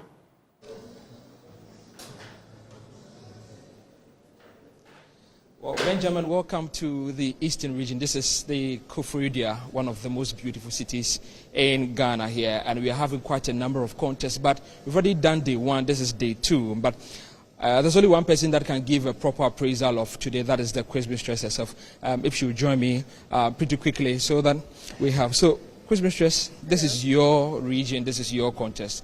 You've had day 1, but you've been here before. Let's do a quick comparison between what was and what you are seeing now. How is it going? Okay, I was here 2001, and then this year. And my observation, just from the first day, is there's much competition this year than the previous years, and it was much heated in the first day that we're here. I'm hoping it's going to continue till the last day. But again, the fate of girls' schools, unfortunately. But we've seen that the likes of Krubo have sailed through, but today McGee's is always going through. What do you wish for them? I wish them all the best, and that they shouldn't be frightened. This is a level playing field. Everybody has the opportunity to qualify, so they should put in their best, and they should recover quickly. I think the problem that I've seen with the girls is they don't recover quickly. It's when they get a mistake, they're like, oh, why should I bother? But that's not it. Put in the effort, and your hard work will be crowned. Wonderful. Let me thank you very much. So that's the quiz mistress. She's definitely preparing to start her contest in just about a few minutes. But let me talk some of the schools. Talking about today's contest, you have the likes of Boso Senior High Technical School, Presec Senior High School, Adeso, and Manfi Methodist Girls Senior High School. That is McGee's, for those who know the school. And then St. Thomas Senior High Technical School, definitely not the one in the Greater Accra region. This is in the Eastern region. I have a rep from one of the schools, Boso, right? Yeah. Great. Boso, you have been there consecutively, at least to the nationals at least. Are you hoping to replicate that this year? Oh yeah, I'm hoping that we win this year also. I see, but why are you so sure that this year is going to be a walkover? We are meeting the likes of Methodist Girls, one of the big girls' schools in Ghana. Oh, actually, I believe Bustek to be a great school. Yeah, we came here, that was last 3 years, we won. Last year we came, we won. And this year we are also making history again. Let me thank you very much. So quickly, let me talk to a rep from St. Thomas Senior High Technical School. St. Thomas, at least I know that you haven't been there to the nationals at least for a very long time, since 2017. I see. What was the strategy to at least go for the very first time? Oh, for now, it's like we have to put out a very solid team, which I believe we have done that, yeah, and we have trained. And we also believe that God trains us, our hands for battle and our fingers for war. So that's why we are here. We are here to give a good account of ourselves. Sure. Wonderful. Well, I can only wish you all the best. Yeah, so they will be trying to go to the nationals for the very first time since 2017. But quickly to one of the schools that everybody's looking out for, Methodist Girls. Methodist Girls, you also haven't been to the nationals, I think, 8 years? Probably yes. Probably yes. They've even lost count themselves. But what are your hopes for this particular contest? You are coming against the likes of Boso that have consistently made it to the nationals. As a school, we are not going to underestimate any school. We are coming here with vim, with carefulness, and we are trying to do our best. We are not going to. We are considering ourselves as the dark horse. Today, we are hoping that we are going to carry the day. Methodist Girls High School, we have to make it. You know, we are best in robotics, and NSMQ, we are coming with vim, and we hope that we are going to make everybody proud. we are going to do it. Well, in just about a few minutes, we'll see which of these schools will truly make it. This is a contest of redemption for many of these schools. And later in the day, you should be expecting the likes of Techiman School to also be contesting.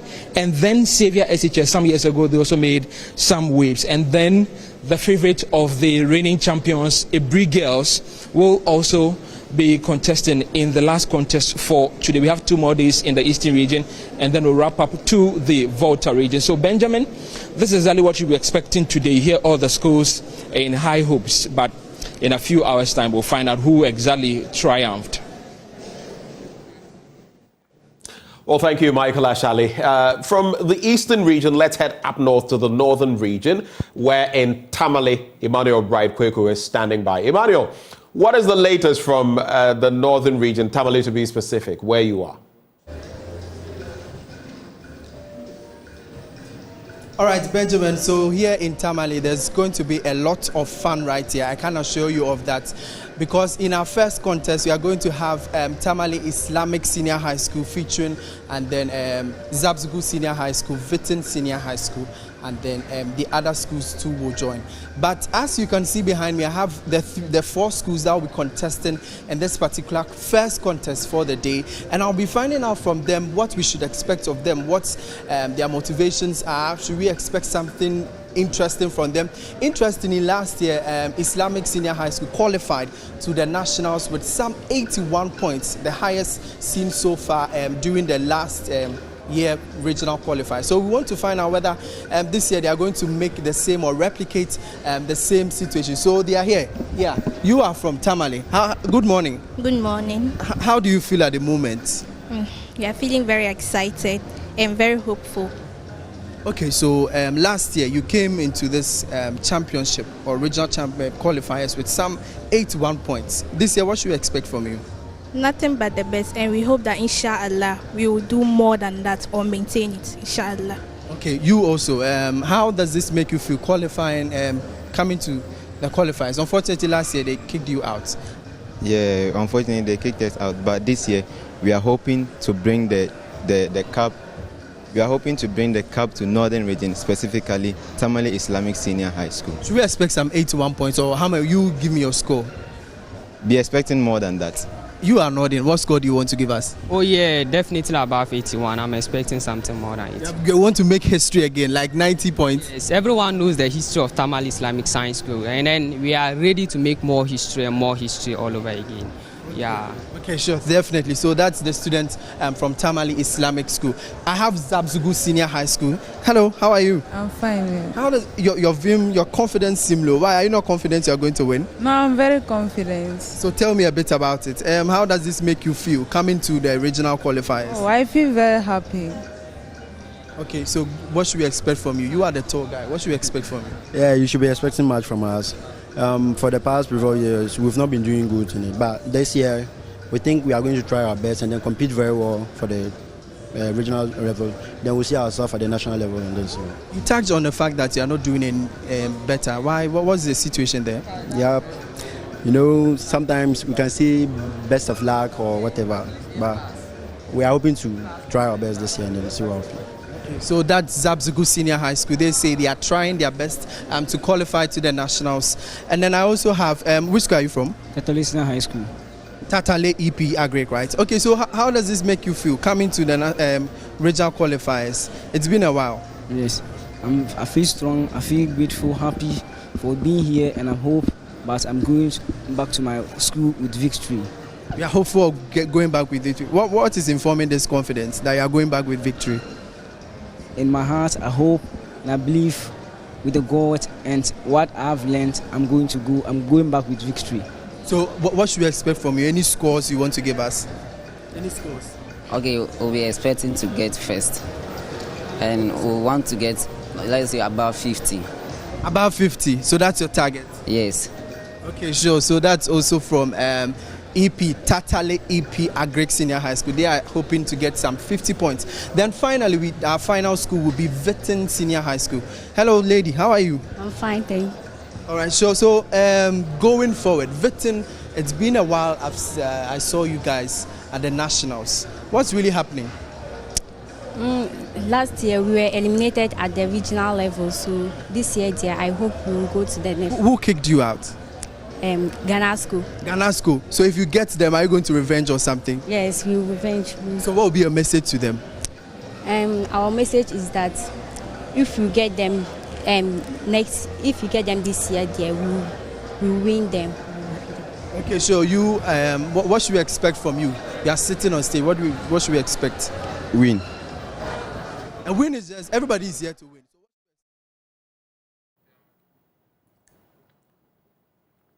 And that's from the northern region. So from Koforidua to Tamale, well, they're slugging it out at the regional level, but it's going to continue when it gets to the national level where they're going to be competing for the ultimate prize. But that will be along the line. For now, we're going to see what happens in the regional qualifiers. And this is how we bring our conversation today to a close. Let me celebrate Ernesto Yeboah. Yesterday was your birthday, Economic Fighters League. Ernesto Yeboah, belated birthday wishes to you. And on that note, Ghana 4, thank you so much for watching the AM show. Up next is Joy News Desk. You don't want to miss it. Stay.